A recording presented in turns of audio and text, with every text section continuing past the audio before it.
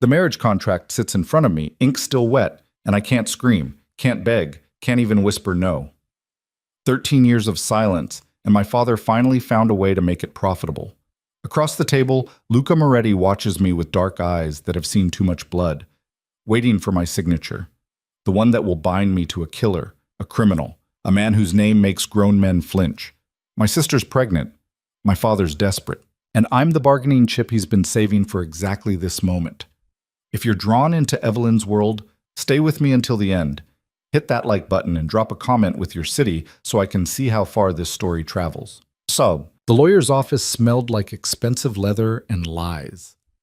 I sat perfectly still in the chair my father had positioned me in 20 minutes ago, hands folded in my lap, eyes fixed on the mahogany desk between us and the man who would apparently become my husband. The late afternoon sun cut through the floor-to-ceiling windows, casting long shadows across documents I hadn't been allowed to read. Outside, the city hummed, oblivious, uncaring, alive in ways I'd stopped being years ago. Miss Cross, the lawyer, Dominic something I'd already forgotten, adjusted his wire-rimmed glasses. Do you understand the terms being presented? I didn't move, couldn't have answered even if I'd wanted to. She understands. My father's voice came from beside me, sharp and dismissive. Richard Cross, real estate developer, philanthropist, liar. He wore his favorite Tom Ford suit, the navy one he saved for important deals. I was apparently an important deal. Evelyn is perfectly capable of comprehending what's being offered here. Offered. As if I had a choice. Across from us, Luca Moretti leaned back in his chair with the kind of casual confidence that came from never having to prove anything to anyone. He was younger than I'd expected, maybe 32, 33, with the kind of face that belonged in old Italian paintings. Sharp jaw, dark hair pushed back from his forehead, olive skin that suggested Mediterranean ancestry. But it was his eyes that held me. Deep brown, almost black, and unsettlingly direct. He'd been watching me since we'd walked in, not with the predatory assessment I'd braced for, but with something closer to curiosity, like I was a puzzle he hadn't expected to find interesting. The terms are straightforward, Dominic continued, shuffling papers with bureaucratic efficiency. Marriage between Evelyn Cross and Luca Moretti, to be formalized within 2 weeks. Miss Cross will maintain her personal accounts and property. Mr. Moretti will provide appropriate housing, security, and financial support. Both parties agree to public appearances as needed to— Skip to the important part, my father interrupted. His knee bounced beneath the table, the only tell that he was nervous. Richard Cross was never nervous. The protection clause. Dominic cleared his throat. Yes. In exchange for this union, Mr. Moretti agrees to resolve certain business disputes that have arisen between the Cross family and affiliated parties. Additionally, Mr. Moretti will extend protection to Miss Sarah Cross and her unborn child, ensuring their safety from any retaliatory action stemming from— Sarah. The name barely registered as sound in my head, but my hand moved to my chest, fingers splaying over my heart. The gesture I'd used since I was 12, since the night my voice had been ripped away along with my mother, my sister, Sarah. My father's hand clamped down on my wrist, pulling it back to my lap. Evelyn. I looked at him then, really looked at him. At the man who'd read me bedtime stories when I was 5, who'd taught me to ride a bike in our driveway, who'd held me while I'd sobbed silently in the hospital after the accident. The man who'd slowly, methodically, over 13 years, turned my silence into something he could control, use, profit from. You'll do this, he said quietly, leaning close enough that only I could hear. Or Sarah pays the price for my mistakes. You know what these people are capable of. You know what they'll do to her, to the baby. My chest constricted. I knew. Of course I knew. My father's business dealings had been questionable for years. Everyone knew that, but recently he'd crossed a line, borrowed money from the wrong people, made promises he couldn't keep, and now those people wanted payment in blood or alliance. Sarah, 8 months pregnant and glowing with the kind of happiness I'd forgotten existed, had no idea she'd become collateral. Mr. Moretti. My father straightened, releasing my wrist. My daughter agrees to your terms. Does she? Luca's voice was different than I'd expected. Deeper, with the faintest trace of an accent that softened his consonants. He hadn't looked away from me once during the entire exchange, because I haven't heard her say that. The room went very quiet. Dominic shifted uncomfortably. My father's jaw tightened, and I felt something crack open in my chest. Surprise, maybe, or the beginning of something like hope. No one ever waited for my response. No one ever suggested I might have one. "My daughter is mute," my father said, each word precisely enunciated. "She's been unable to speak since she was 12. I'm authorized to make decisions on her behalf regarding I can read." Luca cut him off. He pulled a phone from his jacket pocket, typed something, then slid it across the desk toward me. "Sign language. I can learn it. Or we use this." I stared at the phone. The screen showed a notes app, blank and waiting. My father started to object, but Luca raised a hand, not threatening, just final. The kind of gesture that said the conversation was over because he decided it was over. "Miss Cross and I need to speak privately. You can wait outside." "Now wait just outside." This time there was steel in it. "You're in my building, Mr. Cross. You came to me because you're desperate and out of options. So let's be clear about who has the power in this room." My father stood so fast his chair scraped against the floor. For a moment I thought he might actually argue, might actually remember he was my father, and not just a businessman protecting his assets. But then he looked at me, really looked at me, and whatever he saw made him turn toward the door. 5 minutes, he said. "Take 10, Luca replied. "Get some air. You look like you need it." The door closed with a soft click. Dominic gathered his papers and followed without being asked. And then it was just us. Me and the man I'd been sold to. Luca picked up the phone, stood, and walked around the desk. He moved with the kind of controlled grace that suggested violence was always an option, just one he'd chosen not to exercise yet. When he got close, I tensed, old instinct, older fear. He stopped immediately. Crouched down so we were at eye level. Held out the phone. "Here's what I know," he said quietly. "Your father made enemies, bad ones. They wanted his head, but I convinced them to take a deal instead. Marriage into my family buys him protection, legitimacy, a way out of the mess he created." He paused. "But you didn't create that mess. And from what I can tell, you're the one paying for it." I took the phone with shaking hands, stared at the blank screen. "So here's what I need to know," Luca continued. "And I need you to be honest, because I don't do well with lies. Are you being forced into this? Because if you are, we can find another way. Your father's debt isn't your responsibility." I looked up at him, studied his face for the trap, the angle, the manipulation I knew had to be there. Men like him, men with power and money and blood on their hands, didn't offer escapes. They offered different cages. But his expression stayed steady, patient, waiting. My thumbs moved over the screen. "My sister, Sarah. She's pregnant. If I don't do this, they'll hurt her." Luca read it, his jaw tightening almost imperceptibly. Then he nodded.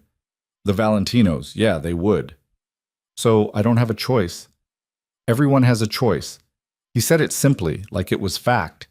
"It's just that some choices cost more than others." He stood, moved back to his side of the desk, but didn't sit. "Here's mine. I need this alliance. My family needs it, but I'm not interested in a prisoner. If you agree to this marriage, you agree to it as a partner. Equal footing, your life, your decisions. I won't control you, and I won't let anyone else do it either, including your father." I typed quickly. "Why would you offer that? You don't know me." "No," he agreed, "but I know men like your father, and I know what it looks like when someone's been backed into a corner." He slid a business card across the desk. "This is my private number. You have until tomorrow night to decide. Call me or text me, whatever works, and tell me yes or no, your choice, not his." He won't let me say no. Luca's smile was sharp enough to cut. "Then he'll learn something about what happens when people try to control things that don't belong to them." Before I could respond, he walked to the door and opened it. My father practically fell into the room, followed by Dominic. They'd obviously been listening or trying to. "We're done," Luca said. "Evelyn will contact me with her decision by tomorrow night. The wedding is contingent on her agreement, not yours." "That's not—" "She already—" my father sputtered, his face reddening. 24 hours, Mr. Cross. I suggest you use that time to think very carefully about how you want this to go. Luca's attention shifted back to me. Evelyn, it was a pleasure meeting you. He said it like he meant it. I stood on shaking legs, still holding his phone with my message on it. He noticed, walked over, and gently took it from my hands. His fingers brushed mine. Brief, warm, completely inappropriate for a business transaction. Keep the card, he said softly. You'll need it. My father didn't speak to me on the drive home. Not until we pulled into our estate's circular driveway, past the fountain that had been my mother's favorite, under the oak trees she'd planted the year I was born. Then he turned to me, his expression somewhere between desperation and fury. That man is dangerous, Evelyn. You understand that, right? Luca Moretti isn't some romantic figure from a movie. He's a criminal. His family built their fortune on drugs, weapons, violence. People die when they cross him. I pulled out my phone, my own this time, and typed. Then maybe you shouldn't have made deals with people who want to kill you. He flinched. This is for Sarah, for the baby, for our family. No. This is because you're a coward who gambled with money you didn't have and lost. Watch yourself. His voice went cold. I'm still your father. I still make the decisions in this family. And you will marry Luca Moretti whether you like it or not, because I'm not letting my daughter and grandchild die because you decided to grow a conscience. He got out of the car, slammed the door hard enough to make the frame shudder. I sat in the silence, watching him disappear into the house. Then I pulled out Luca's card. Simple, expensive cardstock with a phone number embossed in black. Nothing else. No name, no title, no company. Just a choice. Sarah found me an hour later in the garden, sitting on the stone bench near the rose bushes Mom had loved. My sister looked like an illustration of pregnancy perfection. Glowing skin, that serene smile, one hand resting protectively on her swollen belly. She'd always been the pretty one, the social one, the one who made friends easily and laughed freely. Where I'd gone inward after the accident, she'd gone outward, as if determined to live loudly enough for both of us. Hey, she sat down beside me, careful with her balance. Dad said you had a meeting today. Some kind of business thing? I pulled out my phone. He's arranging a marriage, for me. Sarah's eyes went wide. What? Evelyn, that's who? Why? Luca Moretti, to settle debts. The Moretti family? Her voice pitched up. Oh my God. Dad's involved with them? How? When? I shook my head, shrugged. I didn't have answers, just pieces of conversations I'd overheard, documents I'd glimpsed in his office, the increasing tension that had gripped our house for months. Sarah grabbed my hand. You can't marry him. Tell Dad no. You have rights, Evelyn. He can't just... He says, if I don't, they'll hurt you. The baby. The color drained from her face. That's not... He wouldn't... But she stopped because we both knew he would. Our father had been making desperate moves for months. This was just the most desperate one yet. I'll figure something out, Sarah said firmly. Ben and I can leave. Go somewhere they can't find us. You don't have to sacrifice yourself for... I squeezed her hand, typed quickly. They'll find you. Men like that always do. And I won't let you spend your life running. So you'll spend yours trapped instead? Maybe it won't be a trap. Even as I wrote it, I wasn't sure I believed it, but Luca's words kept circling in my head. Partner. Equal footing. Your choice. Sarah looked at me for a long moment, her expression shifting through a dozen emotions I couldn't name.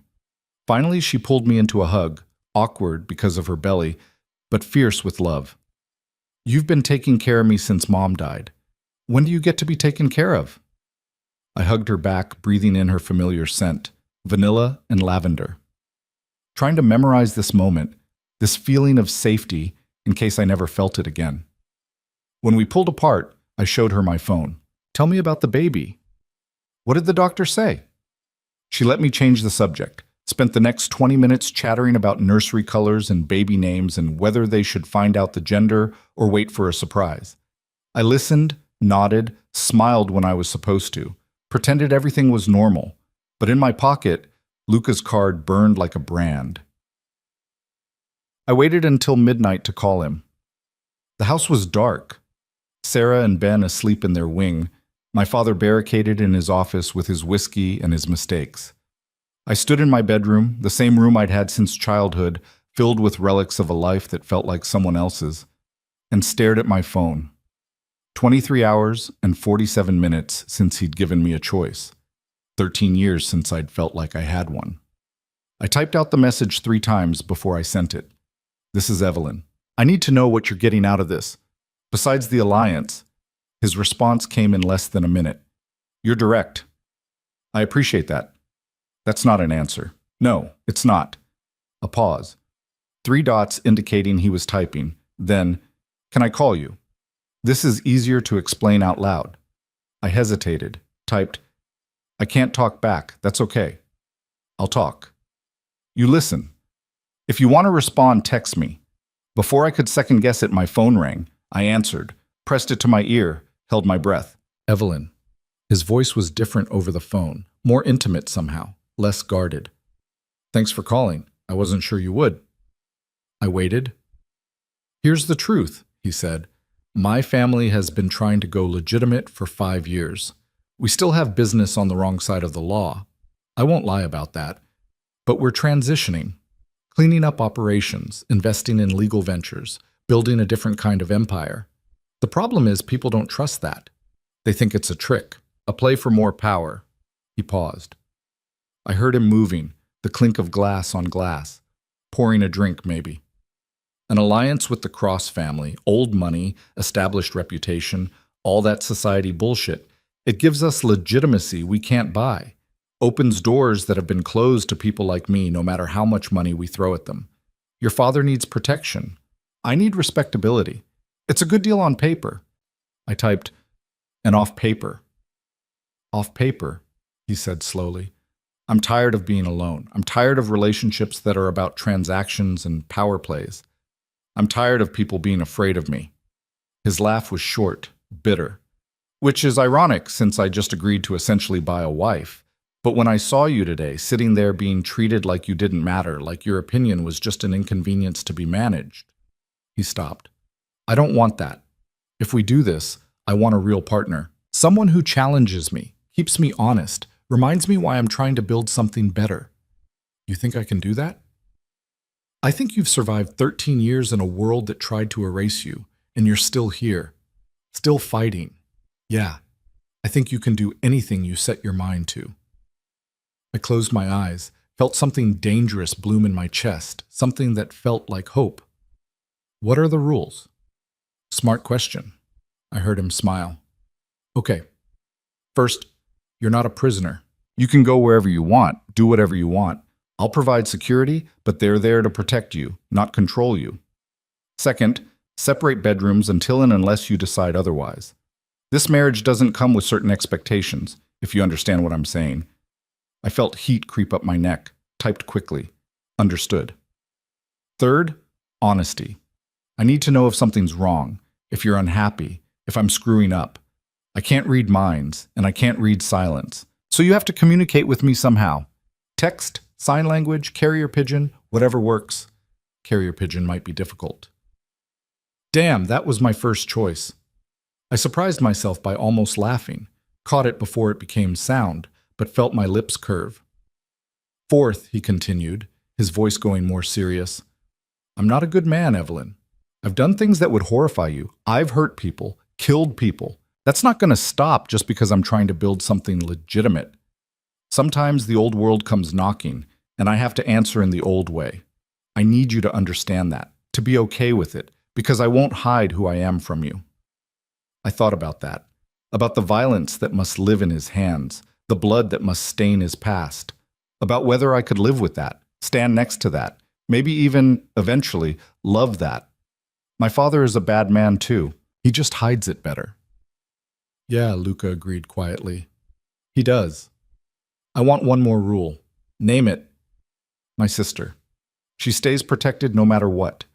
Even if this doesn't work, even if I leave, even if you decide you don't want me anymore, Sarah and the baby are off limits. Forever.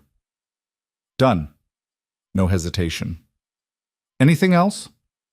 I looked around my room, at the photographs of a smiling little girl who'd love to sing, who'd performed in school plays and sung in the church choir and never shut up. At the piano in the corner that hadn't been played in 13 years.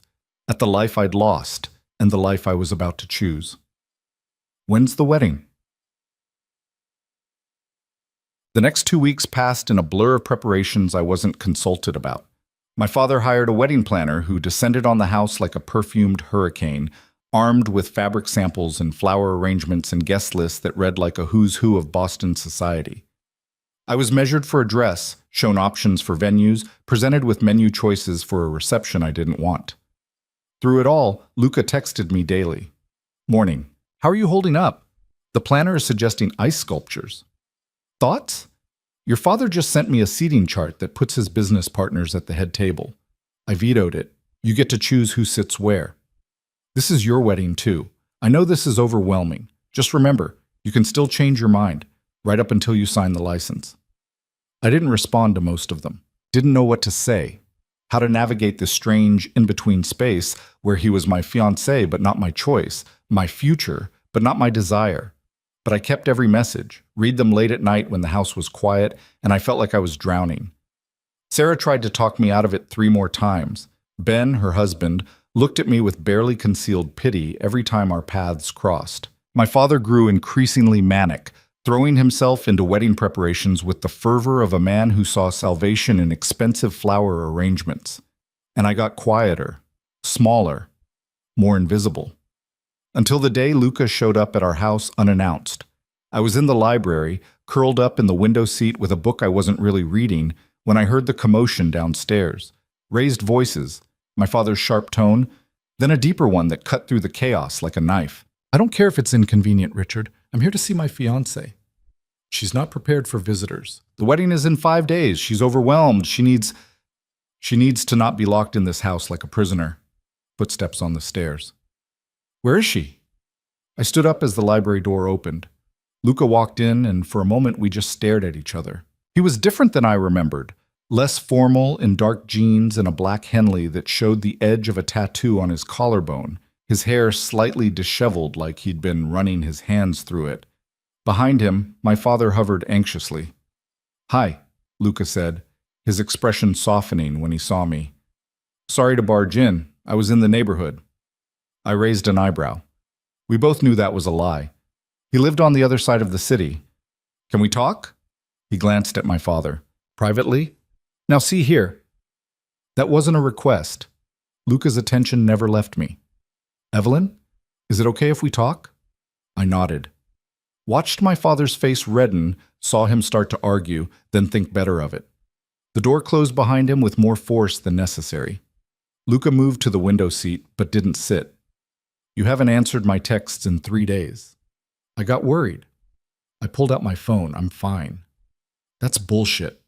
He said it gently, but firmly. You're not fine. You're getting married in 5 days to a man you barely know. Your father's treating this like a corporate merger. And from what I can tell, no one's asked you what you actually want. What I want doesn't matter. It matters to me. He sat down, leaving space between us. Talk to me. What's going on? I stared at my phone, at the cursor blinking on the empty screen, at all the things I couldn't say because they were too big, too complicated, too raw. Finally, I typed, I feel like I'm disappearing, like I'm being erased piece by piece and no one notices. Luca was quiet for a long moment. Then, I notice. I looked up at him. You think I don't see you? He continued. That I don't pay attention? Evelyn, you're the most visible person in every room you're in. You just don't speak, so people pretend you're not there. But I see you. The way you listen when people talk. The way you notice things other people miss. The way you took care of your sister at that dinner last week, making sure she was comfortable, getting her water before she had to ask. He leaned forward. You're not disappearing. Other people are just blind. Something cracked in my chest, something that had been holding very still for a very long time. I have an idea, Luca said. The wedding. Let's cancel it. I blinked at him. Not the marriage, just the circus your father's planning. Instead, we go to the courthouse, sign the papers, make it legal and simple. Then, if you want a party, we throw one later, on our terms, with people we actually want there. I typed quickly. My father will lose his mind. Let him. Luca's smile was sharp. He doesn't get to decide this. We do. So what do you say? You want to get married in a courthouse on Saturday and skip all the bullshit? I thought about the dress hanging in my closet, chosen by a stranger. The venue I'd never seen. The guest list full of people I didn't know. The performance of a wedding designed to convince everyone that Richard Cross's daughter was making a good match. Then I thought about Saturday morning, just me and Luca and a judge. Simple, real, mine. Yes. His grin transformed his whole face. Yeah? You're sure? I nodded, typed, but I want Sarah there. And we tell my father the morning of so he can't stop it. You're devious. I like it. He stood, held out his hand. Come on, let's go for a drive. I hesitated, typed, where? Anywhere you want. When's the last time you left this house? I had to think about it. A week? 2? That's what I thought. He kept his hand extended. You're not a prisoner, remember? That was rule number 1. So let's get you out of here for a few hours. I looked at his hand, at the calluses on his palm, the faint scar across his knuckles, at the choice he was offering. Then I took it. We drove with the windows down and no destination in mind. Luca let me control the music, didn't ask questions when I switched songs halfway through, just followed when I pointed at random exits off the highway. We ended up at a beach 2 hours north of Boston, nearly deserted on a Thursday afternoon in early October. I hadn't been to the ocean since before the accident, since before everything changed. We walked along the shoreline in silence, the wind whipping my hair around my face, the sound of waves drowning out every thought. Luca stayed close, but not hovering, his presence solid and reassuring without being overwhelming. When I finally stopped, standing at the edge of the water with the tide rushing over my shoes, he came up beside me. You okay? I nodded, pulled out my phone. Thank you for this. You don't have to thank me. This is what partners do. We're not married yet. Close enough. He was quiet for a moment. Can I ask you something? And you can tell me to go to hell if I'm overstepping. I typed, ask. What happened to your voice? My hands froze on the screen. I should have expected the question eventually, should have prepared an answer, but somehow I'd let myself believe he wouldn't ask. I started typing, deleted it, started again. Car accident. 13 years ago. My mom was driving. We hit a patch of ice, slid off the road. She died instantly. I was pinned in the passenger seat, broke my ribs, collapsed my lung, fractured my larynx. Doctors said I was lucky to survive. Luca read it, his expression going very still. Lucky. That's what they said. And you screamed, he said quietly. When it happened. When you were trapped. You screamed so hard you destroyed what was left of your vocal cords. I stared at him, typed with shaking hands. How did you know that?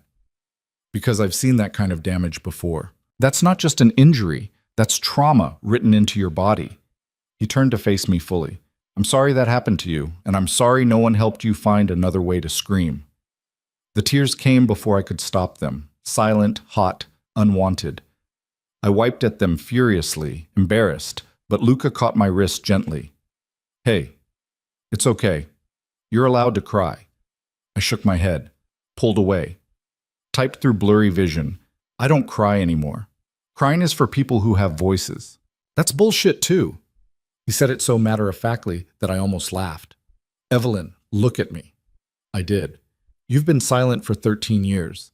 But that doesn't mean you don't have a voice. It just means the world hasn't been listening hard enough. He stepped closer. I'm listening. I'm going to keep listening. And anyone who doesn't, anyone who treats you like you're invisible or less than, or not worth hearing, they'll learn really fast that they made a mistake. I wiped my eyes, looked at this man who was supposed to be a criminal, a monster, a threat, who instead kept seeing me when everyone else looked away. What if I can't be what you need? What if you already are? We stood there on the beach as the sun started to set, painting the sky in shades of orange and pink that would have made my mother cry with joy. And for the first time in 13 years, I thought maybe, just maybe, I could build something new from the wreckage of what I'd lost. Saturday couldn't come fast enough. Saturday morning arrived with the kind of crisp autumn clarity that made everything feel possible. Evelyn woke before dawn, watched the sky shift from black to gray to pale gold through her bedroom window, and tried to convince herself she wasn't making the biggest mistake of her life. Her phone buzzed on the nightstand. "Morning? Still with me?" She typed back immediately. "Still with me." "Good. I'll be there at 9. Wear whatever makes you happy." Whatever made her happy. The concept felt foreign, revolutionary. She spent 20 minutes standing in her closet before settling on a simple cream dress she'd bought herself 2 years ago and never had occasion to wear. It fell just below her knees, elegant without trying too hard. She left her hair down, applied minimal makeup, and stared at her reflection like she was meeting a stranger. The woman in the mirror looked terrified, but she also looked alive. At 8:30, she knocked on Sarah's door. Her sister opened it, already dressed, Ben hovering behind her with his keys in hand. "You're really doing this," Sarah said. Not a question. Evelyn nodded, pulled out her phone. "Come with me?" Sarah's eyes filled with tears, but she was smiling. "Of course. Someone has to make sure you don't bolt halfway there." "I won't bolt." "I know." Sarah hugged her carefully, mindful of her belly. "You're the bravest person I've ever met. You know that, right?" Evelyn didn't feel brave. She felt like she was standing on the edge of a cliff, about to jump, with no idea if she'd fly or fall. But she held on to Sarah and tried to absorb some of her sister's certainty. At 8:50, her father's voice echoed up the stairs. "Evelyn, the planner is here. She needs to go over final details for Wednesday." Wednesday. The wedding that wasn't going to happen. Evelyn checked her phone. "I'm outside." Her heart kicked against her ribs. She grabbed her purse, nodded to Sarah and Ben, and headed for the stairs. Her father appeared at the bottom, still in his robe, coffee in hand. "Where are you going? We have appointments today. The final fitting is at noon, and then the—" "She's going out," Sarah said from behind Evelyn, her voice firm. "With me." Richard's eyes narrowed. "Going out where?" "Does it matter?" Ben added, stepping up beside his wife. "She's an adult, Richard. She can leave the house." "The wedding is in 4 days. She doesn't have time to—" The doorbell rang. Evelyn moved past her father before he could stop her, her hands shaking as she reached for the handle. When she pulled it open, Luca stood on the porch in a dark suit that made him look dangerously handsome, holding a small bouquet of white roses. "Morning," he said, his eyes finding hers immediately. Then he looked past her to Richard. "Mr. Cross. Good to see you." "What are you doing here?" Richard's voice had gone tight. "We agreed not to see each other before the wedding. It's bad luck." "Yeah, about that." Luca stepped into the foyer uninvited, and Evelyn noticed 2 men in dark suits taking positions by the cars outside. Security. His or hers, she wasn't sure anymore. "Change of plans." Richard's coffee cup paused halfway to his mouth. "Excuse me?" "Evelyn and I are getting married today, at the courthouse. We decided we didn't want the circus." Luca handed the roses to Evelyn, and she took them with numb fingers. "You're welcome to come, but that's up to her." The silence that followed was deafening. Richard's face went through several colors before settling on an alarming shade of red. "You can't be serious. The venue is booked. The guests are invited. I've spent $200,000 on—" "Yeah, that's your problem, not ours." Luca's tone stayed pleasant, but there was steel underneath. "This is what Evelyn wants. So unless you want to cause a scene in front of your daughters on their sister's wedding day, I suggest you accept it gracefully." "Evelyn," Richard turned to her, his expression pleading. "Tell him this is insane. Tell him we can't just cancel everything. Think of the embarrassment. Think of what people will say." Evelyn looked at her father, at the man who'd spent 2 weeks planning a wedding without asking her opinion once, who'd signed her away like a business asset, who'd made her silence into a weapon he could wield. She pulled out her phone, typed carefully, showed him the screen. "I don't care what people say. I care about what I want. And I want this." "This is that man's influence," Richard hissed. "He's manipulating you, making you think you have choices when really—" "Mr. Cross," Luca's voice cut through the building tirade like a blade. "I'm going to stop you there because you're about to say something that's going to make me forget I'm trying to be civilized. Your daughter has made her choice. You can respect it, or you can stay home. But either way, she's leaving with me in 5 minutes. Sarah appeared at Evelyn's elbow, Ben right behind her. We're coming too, Sarah announced, as witnesses. This is unacceptable, Richard said, but the fight was draining out of him, replaced by something that looked like panic. The Valentinos expect a public display, a society wedding. That was part of the arrangement. The Valentinos will get what they need, a legal marriage that ties our families together. Luca adjusted his cuffs, the gesture casual but somehow threatening. What they won't get is control over how that happens. That's between me and Evelyn. He offered Evelyn his arm. She stared at it for a moment, then at the roses in her hands, then at Sarah's encouraging nod. Finally, she tucked the flowers into the crook of her elbow and slipped her hand through Luca's arm. His smile was small but genuine. Ready? She nodded. They walked past her father together, past the wedding planner who stood frozen in the doorway with a binder full of useless details, past the life Evelyn had been suffocating in for 13 years. When they reached Luca's car, a sleek black sedan that probably cost more than most people's houses, he opened the door for her himself. You okay? He asked quietly, before she got in. She pulled out her phone. Ask me after. Fair enough. The drive to the courthouse took 40 minutes through Saturday morning traffic. Luca drove with one hand on the wheel, the other resting on the console between them, close enough that she could touch it if she wanted. Sarah and Ben followed in their own car, and the security detail brought up the rear in an SUV with tinted windows. You know you can still change your mind, Luca said as they merged onto the highway, right up until the judge asks if you consent. Evelyn typed without looking at him. I know. And you know this isn't about the debt anymore, not for me. She did look at him then. He kept his eyes on the road, but his jaw was tight. I'm not good at this, he continued. Feelings and words and all that. I'm better with actions. But I need you to know. I'm doing this because I want to, not because I have to. You get me? She typed. I get you. Good. He glanced at her briefly, his expression softening. Because I'm pretty sure I'm going to screw this up 100 different ways, and I need you to call me on it when I do. Why would you screw it up? Because I don't know how to be married. Don't know how to share space or compromise or think about someone else before I make decisions. I've been alone a long time, built walls a long time, and you're asking me to take them down. She thought about that, about her own walls built from silence and survival, about what it would mean to let someone in. Then we learned together. His hand moved from the console to hers, threading their fingers together. Yeah, we do.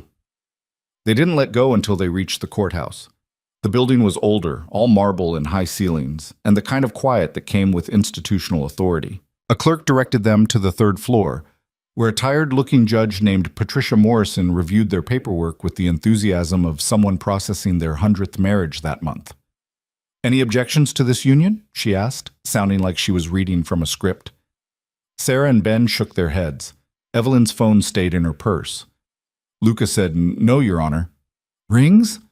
Luca produced a small box from his jacket pocket. Inside were 2 simple platinum bands, elegant and understated. He'd somehow gotten her size right. These work? He asked Evelyn, and she realized he was genuinely asking, giving her an out even now. She nodded, took the smaller ring and held it carefully. Judge Morrison went through the vows with practiced efficiency, skipping the traditional phrasing at Luca's request. Do you, Luca Moretti, take Evelyn Cross to be your lawfully wedded wife, to stand beside her in partnership and respect, for as long as you both shall choose? I do. And do you, Evelyn Cross, take Luca Moretti to be your lawfully wedded husband, to stand beside him in partnership and respect, for as long as you both shall choose? Evelyn pulled out her phone with shaking hands, typed 3 words, showed them to the judge. I do. Judge Morrison smiled, the first genuine expression Evelyn had seen from her. Close enough. By the power vested in me by the state, I pronounce you married. You may kiss if you'd like. Or not. I'm not the boss of you.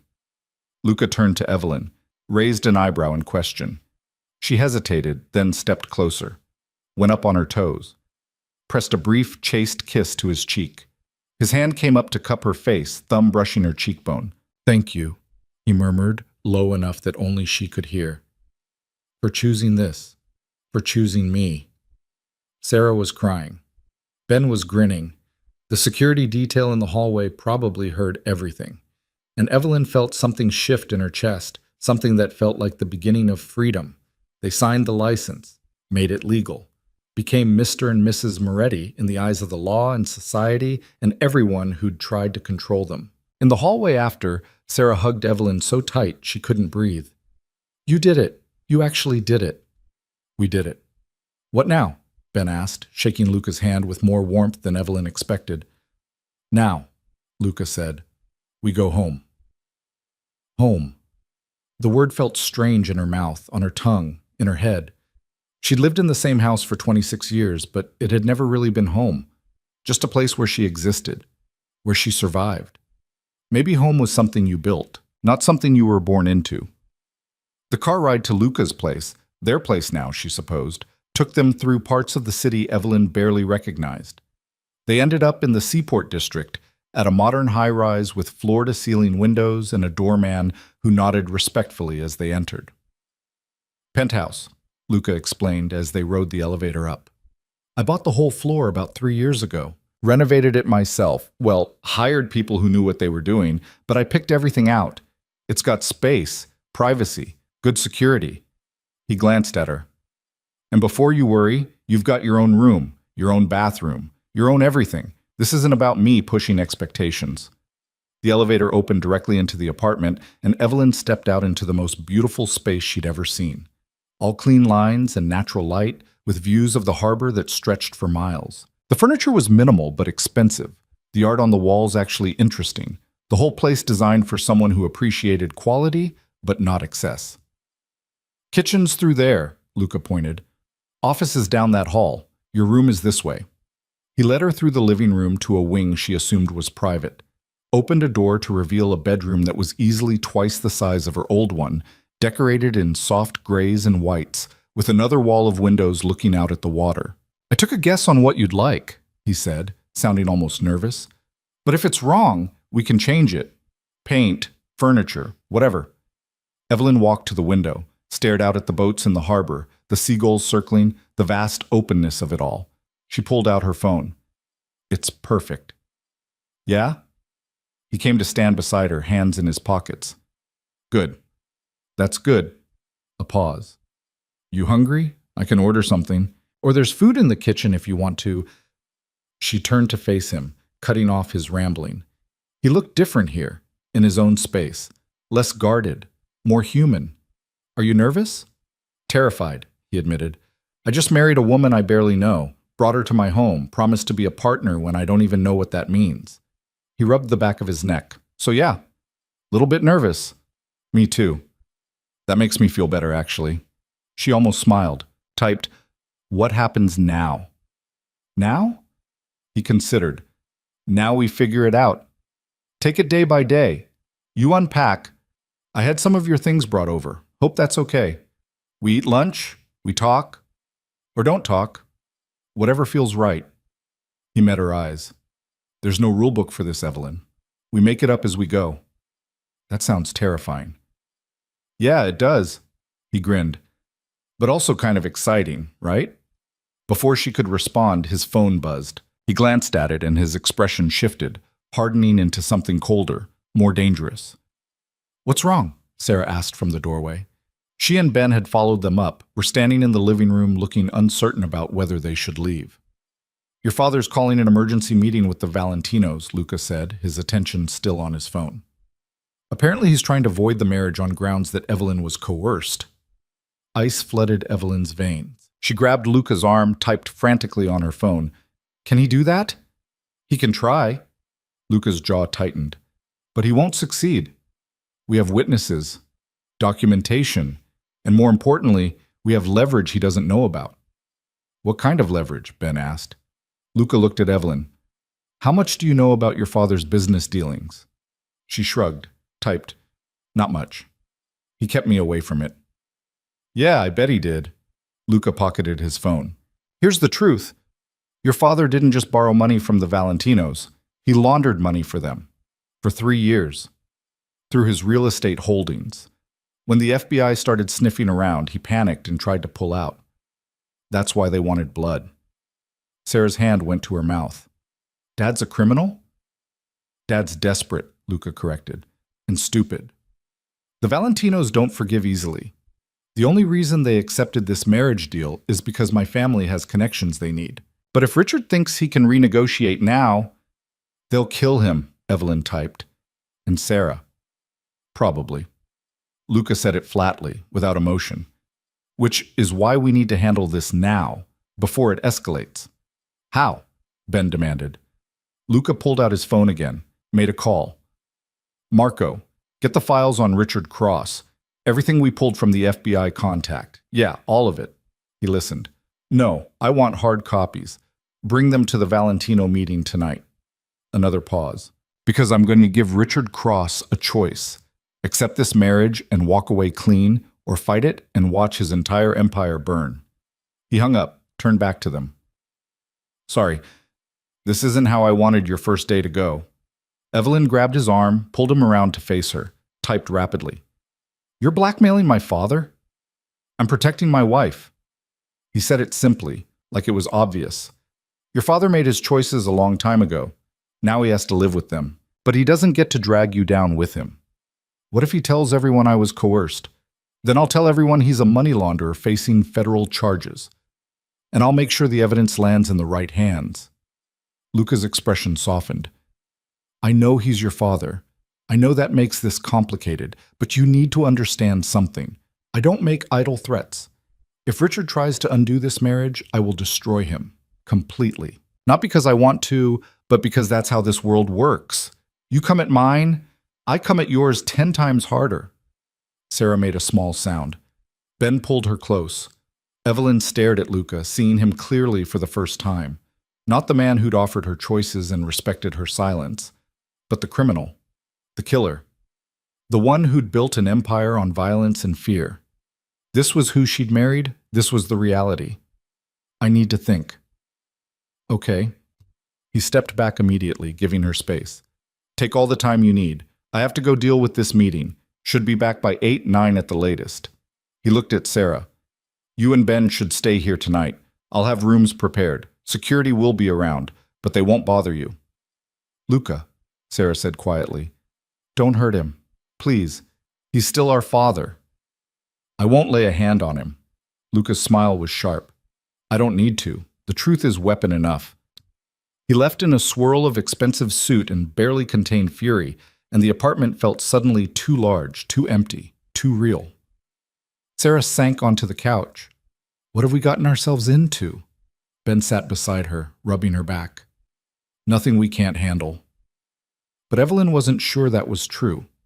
She'd thought she understood what marrying Luca meant, thought she'd made peace with his violence, his past, his world. But understanding it intellectually and watching him weaponize information against her father were two very different things. She went to her new bedroom, closed the door, and sat on the bed that was too soft and too big and too unfamiliar. Pulled out her phone and stared at the blank screen. Outside, the sun was setting over the harbor, painting everything gold and red, beautiful and violent like everything else in her new life. Her phone buzzed.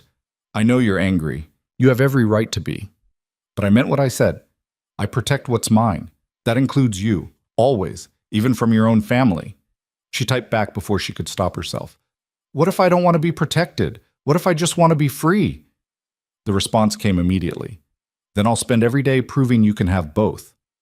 She didn't answer, just held the phone and watched the sunset and wondered if she'd made the right choice or the worst mistake of her life. 3 hours later, her phone rang, Luca's name on the screen. She answered. Hey. He sounded tired. Meeting's done. Your father agreed to back off. Issued a statement saying the courthouse wedding was a mutual decision, romantic and spontaneous. He's going to quietly cancel the other venue, blame it on changing plans. A pause. You still awake? She typed, yes. Can I come home, or do you need more space? She thought about it, about the man who'd blackmailed her father to protect her, who'd offered her freedom while building a cage of safety around her, who was dangerous and gentle and impossible to categorize. Come home. Okay, I'm 10 minutes away. Fair warning, I'm exhausted and probably not great company right now. I don't need you to be great company. I just need you to be honest. I can do honest. When he walked through the door 20 minutes later, he looked like he'd aged 5 years. His tie was loosened, his jacket gone, his hair disheveled from running his hands through it. He dropped his keys on the entry table and met her eyes across the living room. "Your father's scared," he said without preamble. Really scared. The FBI has enough to indict him on multiple charges. He was looking at 20 years minimum. The only thing keeping him free is me. I made a deal. The evidence disappears. He gets to retire quietly, move to Florida or wherever, live out his days playing golf. But he stays away from you, from Sarah, from this family. Evelyn pulled out her phone. "You bought my father's freedom." "I bought your peace." He moved closer, stopping a careful distance away. "I told you, I'm not a good man. I don't play fair. I use whatever leverage I have to get what I want. And what I want is for you to never have to worry about him using you again. So now I'm using you. No. Now we're partners." He sat down on the couch, looking more vulnerable than she'd ever seen him. "Look, I get it if you want out. If this is too much, I'll make sure you and Sarah are protected regardless. But I need you to understand something. This is who I am. The man who makes hard choices and lives with the consequences. I can't be someone else for you." She sat beside him. Not too close, but close enough that their knees almost touched. Started typing. "I don't want you to be someone else. I just need to know, where's the line? When does protection become control?" He read it carefully. "That's a fair question. The line is you. You tell me when I've crossed it, and I stop. No arguments, no justifications. Your word is the line." What if I can't always tell you? What if I freeze or shut down or can't find the words? Then we figure out other signals. A text, a gesture, whatever works. He looked at her directly. "I'm not your father, Evelyn. I'm not going to use your silence against you. If anything, it makes me try harder to understand." She believed him. Against all logic and reason, she believed him. "Okay." "Okay?" He sounded surprised. "That's it?" She typed faster. "That's it. But I have conditions. You teach me about your world. No secrets. No protecting me from information I should know. If I'm going to be your partner, I need to actually be your partner. Equal access." He was quiet for a long moment. Then he smiled, genuine and almost relieved. "Deal. Starting tomorrow, you learn everything. The business, the people, the risks, all of it. And I want to keep working, teaching sign language. I'm not going to be some trophy wife who sits at home." "Didn't expect you to be." He held out his hand. "Anything else?" She shook it, feeling the calluses and scars under her palm. "Yes. You let me help you, whatever that means. When you're tired or angry or don't know what to do, you don't pretend everything's fine." "That one's harder for me." "I know, but that's the deal." His grip tightened on her hand. "You drive a hard bargain, Mrs. Moretti." She pulled out her phone with her free hand, typed one-handed. "Get used to it." They sat like that for a while, holding hands in the living room of an apartment that was starting to feel like it could become home. Outside, the city glittered with a million lights, each one a life being lived, a choice being made, a future being written. Sarah appeared from the guest room, took one look at them, and smiled. "You two figure it out?" "Working on it," Luca said. "Good." She waddled over, kissed Evelyn's forehead. "I'm going to bed. Wake me if you need anything." After she left, Luca stood, pulling Evelyn up with him. "You should sleep too. It's been a long day." She nodded, started toward her room, then paused, turned back. Luca stood in the middle of the living room, hands in his pockets, looking lost in his own space. She walked back to him, went up on her toes, kissed him properly this time. Not chaste, not brief, a real kiss that said thank you, and I'm scared, and maybe this could work. When she pulled back, his eyes were dark and surprised. "What was that for?" She showed him her phone. "For keeping your promises. For seeing me. For being honest, even when it's hard." "Evelyn." He said her name like a prayer, like a promise, like something precious. "I'm going to screw this up, probably a lot, but I'm going to try, every day, to be worthy of you. You already are." She left him standing there and went to her room, closed the door, and finally let herself breathe. Let herself feel the enormity of what she'd done, who she'd become. She was married to a criminal, a killer, a man who'd blackmailed her father and threatened her old life and promised her a new one built on violence and respect. And somehow, impossibly, she thought she might be okay with that. Her phone buzzed one more time. "Good night, wife. Thanks for not running." She smiled and typed back, "Good night, husband. Thanks for not letting me." The first week of marriage passed in a strange blur of normalcy, punctuated by moments that reminded Evelyn exactly whose world she'd entered. Luca kept his promise about transparency, which meant she sat in on business meetings conducted in Italian and English, watched money change hands in amounts that made her head spin, and learned to recognize the difference between legitimate associates and the ones who still dealt in things that would never see daylight. "That's Marco," Luca explained over breakfast on Wednesday, showing her photos on his tablet. "My second. Known him since we were kids. Loyal to a fault, probably too loyal. He'd take a bullet for me without thinking, which is why I have to think for both of us sometimes." Evelyn studied the photo of a broad-shouldered man with kind eyes and scarred knuckles. Typed, "Does he know about me?" "Everyone knows about you." Luca refilled her coffee without asking, something he'd started doing after noticing she drank 3 cups every morning. "You're the talk of every family from here to Chicago. Luca Moretti got married without fanfare, without permission, without politics. They're either impressed or insulted, depending on who you ask." "Which are you hoping for?" "Neither. I'm hoping they're smart enough to leave you alone." But by Thursday, it became clear that not everyone was that smart. The first threat came via text to Luca's phone while they were having lunch. He read it, his expression going carefully blank, then excused himself to make a call. Evelyn watched through the glass walls of his office as his posture shifted from businessman to something harder, more dangerous. When he came back 20 minutes later, his jaw was tight. "What's wrong?" Sarah asked. She and Ben had stayed through the week, partly for support, and partly because Luca's penthouse had better security than their apartment in Cambridge. "Nothing that won't be handled." Luca sat back down but didn't touch his food. "Someone made a comment about Evelyn at a meeting this morning. Implied she was a weakness I couldn't afford." "Who?" Ben demanded. "Doesn't matter. They've been corrected." The way he said corrected made Evelyn's stomach clench. She pulled out her phone. "What did you do?" Luca looked at her steadily. "I made it clear that anyone who threatens you, insults you, or treats you as anything less than my equal will answer to me personally. And I made sure that message reached everyone who needs to hear it." "By doing what?" His pause told her everything. "By reminding them what I'm capable of when someone crosses a line." Sarah's fork clattered against her plate. Ben looked like he wanted to ask more questions but didn't dare. And Evelyn felt the weight of her choice settle more firmly on her shoulders. This was the reality she'd signed up for. Protection that came with a body count. She typed slowly. "Did you kill someone?" "No." Luca's answer was immediate. "But I hurt someone. Badly enough that they'll remember it. And I'm not going to apologize for that, because they earned it." "What did they say about me?" Nothing worth repeating. She stood up, phone in hand, and left the table. Made it to her bedroom before the shaking started.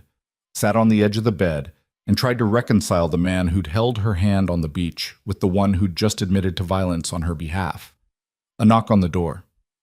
"Evelyn?" Luca's voice, careful. "Can I come in?" She didn't answer, but she didn't lock the door either. He took that as permission, entering slowly like he was approaching something wild and fragile. "Talk to me," he said, sitting in the chair by the window instead of the bed, keeping distance. "Tell me what you're thinking." She typed for a long time before showing him. "I knew who you were when I married you. I knew about the violence, but knowing it and seeing it are different things. And I don't know how to feel about being the reason someone got hurt. You're not the reason. Their disrespect is the reason." He leaned forward, elbows on his knees. "But I get it. This is new for you. Everything about this world is new, and I'm asking you to accept things that would make most people run. Are you going to do this every time someone says something mean about me? Depends on what they say and who they are." He didn't sugarcoat it. "A stranger on the street? No. Someone in my organization who should know better? Yeah. Probably. Because in this world, respect is currency. If I let people disrespect you, it's not just about you. It's about whether I can protect what's mine, whether I'm strong enough to keep my position. So I'm a political statement. You're my wife. He said it firmly. Everything else is secondary. She wanted to believe that, wanted to trust that the violence was necessity and not preference, protection and not possession. But she'd lived with a man who'd hidden cruelty behind justifications before. Her father had excelled at making his selfishness sound like sacrifice. How do I know you're not just like him? Luca went very still. When he spoke, his voice was quiet. Like who? My father. Using me. Controlling me. Just in different ways. He stood up, moved to the window, stared out at the harbor. The silence stretched so long she thought he might not answer. Then he turned back to face her. You don't know, he said. Not for sure. Not yet. That's the truth. You can't know if I'm different until time proves it. Until you see me make choices that cost me something to keep you free. He crossed his arms. But here's what I can tell you. Your father treated your silence like a flaw that made you easy to manage. I treat it like a language I need to learn. Your father used your love for Sarah as leverage. I protected Sarah because you asked me to, not because it gave me power over you. Your father planned a wedding that was about his image. I married you in a courthouse because it was about us. That could all be manipulation too. It could be, he agreed. I'm good at manipulation. It's how I've survived this long. But Evelyn, if I wanted to control you, there are easier ways. I could isolate you from Sarah. Monitor your phone, control your money. Make you dependent on me for everything. I'm not doing any of that. In fact, I'm doing the opposite. I'm giving you access, information, freedom. Because I meant what I said. I want a partner, not a prisoner. She looked down at her phone, at the conversation they were having, at the fact that he'd never once tried to take it from her or limit who she talked to or what she said, at the fact that he was arguing with her instead of just demanding obedience. I need time to figure this out. Take all the time you need. He moved toward the door, then paused. For what it's worth, I'm figuring this out too. I've never had to explain my choices before. Never had to justify my actions to anyone. It's uncomfortable as hell, but I'm doing it because you deserve to understand the world you're living in now. After he left, Evelyn sat with her thoughts and her phone and the complicated reality of her marriage. Eventually, she texted Sarah. Am I crazy for staying? Sarah's response came quickly. I don't know, maybe, but I also see the way he looks at you, like you're something precious he's afraid of breaking. Dad never looked at anyone like that. That doesn't mean he won't break me anyway. No, but it means he'll care if he does. Evelyn wasn't sure if that was comforting or terrifying. That night, Luca knocked on her door around 10. When she opened it, he was holding a file folder. This is everyone I do business with, he said. Names, photos, what they do, how dangerous they are. I want you to memorize them. Know who to trust and who to avoid. Know who might try to use you to get to me. He handed her the folder. And this. He gave her a phone, different from her regular one, sleeker and clearly expensive. Panic button is the red app. Press it, and my security team responds in under 3 minutes. GPS is always on, always monitored. If anything happens, if you're ever in danger, this gets me to you. She took both items, feeling their weight. You think something's going to happen. I think people are unpredictable when power shifts, and me getting married shifted power. He rubbed the back of his neck. I'm not trying to scare you, I'm trying to prepare you. There's a difference. Is there? Yeah, scaring you would be keeping you ignorant so you'd stay close. Preparing you means I trust you to handle the truth and make smart choices. He met her eyes. I trust you, Evelyn, even though we barely know each other, even though you have every reason not to trust me back. I'm trusting you with my life by bringing you into this world. Something shifted in her chest. She pulled out her regular phone. Show me how to use the panic button. He did. Walked her through every feature, made her practice activating and deactivating it, showed her the response protocol. Then he sat on her bedroom floor while she went through the file, asking questions via text that he answered with patience and detail. That's Vincent Calabresi, he said when she pointed to a photo. Runs the north side. Old school, traditional, doesn't trust anyone under 40. He voted against our marriage because he thinks I'm too young to lead, but he's honorable. Won't come at you directly. And him? She pointed to a thin man with cold eyes. Tommy Ricci, enforcer. Does the jobs no one else wants. He's loyal to money, not people. Dangerous if pointed in your direction. But he works for the Valentino family, and they're bound by the marriage agreement, so he's a threat, but a managed one. They went through 30 more faces, some friendly, some neutral, some openly hostile in their photographed expressions. By midnight, Evelyn's head was spinning with information. Enough for tonight, Luca said, standing and stretching. You'll meet most of them Saturday. She looked up sharply. Saturday? The charity gala. It's been on the calendar for months. All the families attend. It's where we make nice and pretend we're legitimate businessmen instead of criminals in expensive suits. He caught her expression. I know this is fast, but hiding you doesn't help either of us. People need to see that you're real, that this marriage is real, that I'm serious about protecting you. I don't know how to navigate that world. Good news? Neither do half the people there. They're just better at faking it. He smiled slightly. I'll be with you the whole time. You don't have to talk, just be present. Let them see you. That's enough. What if it's not enough? What if someone, then I handle it. Simple. Final. Evelyn, look at me. She did. Saturday is going to be uncomfortable, probably scary, definitely overwhelming. But you're not alone. Marco will be there. 3 security guards, me, and if at any point you want to leave, we leave. No questions. Your comfort matters more than politics.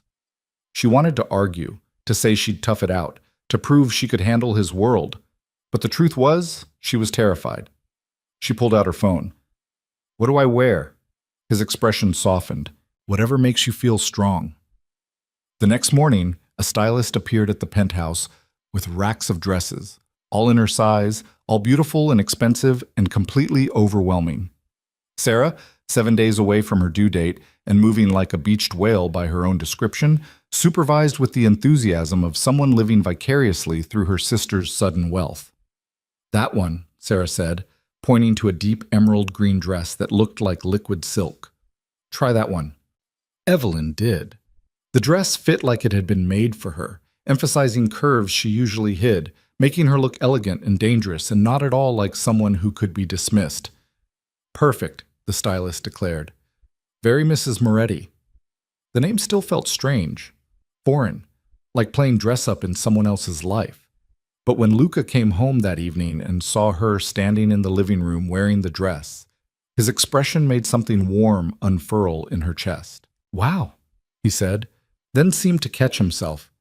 I mean, you look... That's... He stopped. Started again. You're going to be the most beautiful woman there, she typed quickly. You're biased. Extremely. Doesn't make it less true, Sarah laughed from the couch. You two are disgustingly cute. It's offensive to those of us who've been married for years and mostly argue about whose turn it is to take out the trash. We argue, Luca said, just differently. Arguing implies both people can talk back, Sarah pointed out. Trust me, Luca said, glancing at Evelyn, with something that looked like fondness. She talks back plenty. That night, Evelyn dreamed of the gala, of walking into a room full of people who knew her husband's secrets and her father's crimes and her own silence, of being stared at, judged, measured against standards she didn't understand, of failing some invisible test and watching Luca's empire crumble because she wasn't enough. She woke up at 3 a.m., heart pounding, and found Luca sitting in the living room with his laptop, working despite the hour. He looked up when she appeared. Can't sleep? She shook her head. Me neither. Come here. He patted the couch beside him. When she sat, he angled the screen so she could see. I'm looking at property downtown, thinking about opening a community center, something that gives back, makes this city better instead of just taking from it. She leaned closer, reading the proposals. Typed, why? Because you asked me how you'd know I'm not like your father. This is how. Your father took. I want to build. He hid behind respectability while doing dirty things. I want to actually become respectable by doing clean things. He closed the laptop. And because you make me want to be better, which is uncomfortable and annoying and probably the best thing that's ever happened to me. I didn't ask you to change. No, you asked me to be honest. And honestly, I was getting bored with the same old patterns. You're the best excuse I've had in years to try something different. She studied his face in the dim light from the city outside. The tired lines around his eyes, the slight stubble on his jaw, the way his hair fell across his forehead. He looked human, vulnerable, real. She reached out, touched his hand where it rested on the laptop. He looked down at their joined fingers, then back at her face. You're going to be fine on Saturday, he said quietly. Better than fine. You're going to walk in there and remind everyone why I chose you, why you're exactly where you're supposed to be. How can you be so sure? Because I've watched you survive impossible things with grace. A gala full of judgy criminals is nothing compared to 13 years of silence. She wanted to believe him, wanted to absorb his confidence and make it her own. Instead, she just held his hand and let the city lights blur through the windows. Saturday arrived with brutal clarity. Evelyn spent the morning being pampered by a team of stylists who did her hair, makeup, and nails with professional efficiency. Sarah supervised from a chair, offering commentary and encouragement in equal measure. You look like a movie star, Sarah declared when they were done. One of those old Hollywood ones who didn't need to talk because their presence said everything. Evelyn smiled, but her stomach was in knots. The dress felt too revealing, the heels too high, the makeup too obvious. She looked like someone trying to be something she wasn't. Luca appeared at 6, wearing a tuxedo that probably cost more than most people's cars. He looked devastating and dangerous and completely at ease in his own skin. Ready? He asked. She nodded, lying with her body language. He saw through it, crossed the room, took her hands. Last chance. We can skip this. Order pizza, watch bad movies, pretend the rest of the world doesn't exist. She pulled out her phone. No, we go. I need to do this. Why? Because I'm tired of being afraid. Because if I'm going to be your wife, I need to actually be your wife. Not just in name. He lifted her hand, pressed a kiss to her knuckles. Okay, but the second you want out, you tell me. Deal? Deal. The gala was being held at a historic hotel downtown, the kind with marble columns and crystal chandeliers and the weight of old money in every polished surface. They arrived fashionably late, which Luca explained was strategic. Let them wait, he said as they pulled up to the entrance. Let them wonder. Makes the entrance more effective. Marco met them at the door, looking uncomfortable in a suit. Boss, Mrs. Moretti. He nodded to Evelyn with respect. Security's in place. No surprises so far. Good. Keep it that way. They walked in together, Luca's hand firm at the small of her back, and Evelyn felt every eye in the room turn toward them. The conversations didn't stop, but they changed, became quieter, more speculative. People stared without shame, taking in her dress, her face, the way Luca stood close but not possessive. Mr. Moretti. An older man approached, silver-haired and sharp-eyed. Congratulations on your marriage. Vincent. Luca shook his hand. Thank you.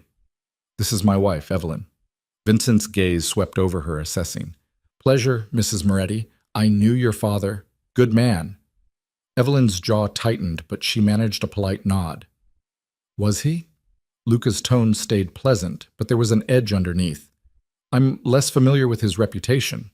Vincent's eyes narrowed slightly. I see. Well, enjoy the evening. He moved away, and Luca's hand pressed more firmly against Evelyn's back. You okay? He murmured. She nodded, but her heart was racing.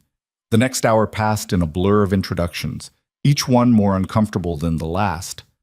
She smiled, nodded, let Luca do the talking while men and women in expensive clothes sized her up like a prize cow.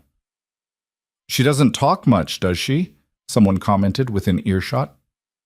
How convenient for you, Moretti. A wife who can't argue back. Luca's expression went cold. My wife communicates just fine. She just doesn't waste words on people who aren't worth them.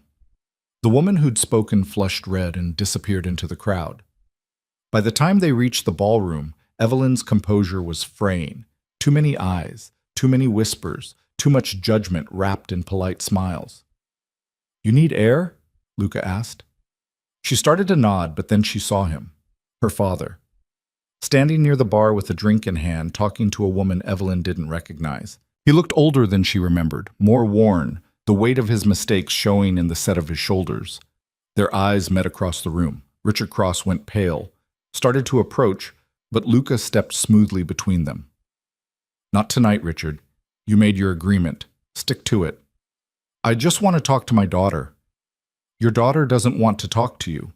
Luca's voice stayed low, but the threat was clear. "You lost that right when you sold her." "I was protecting her." "You were protecting yourself. We both know it. So do us all a favor and keep your distance." Richard looked past Luca to Evelyn, his expression desperate.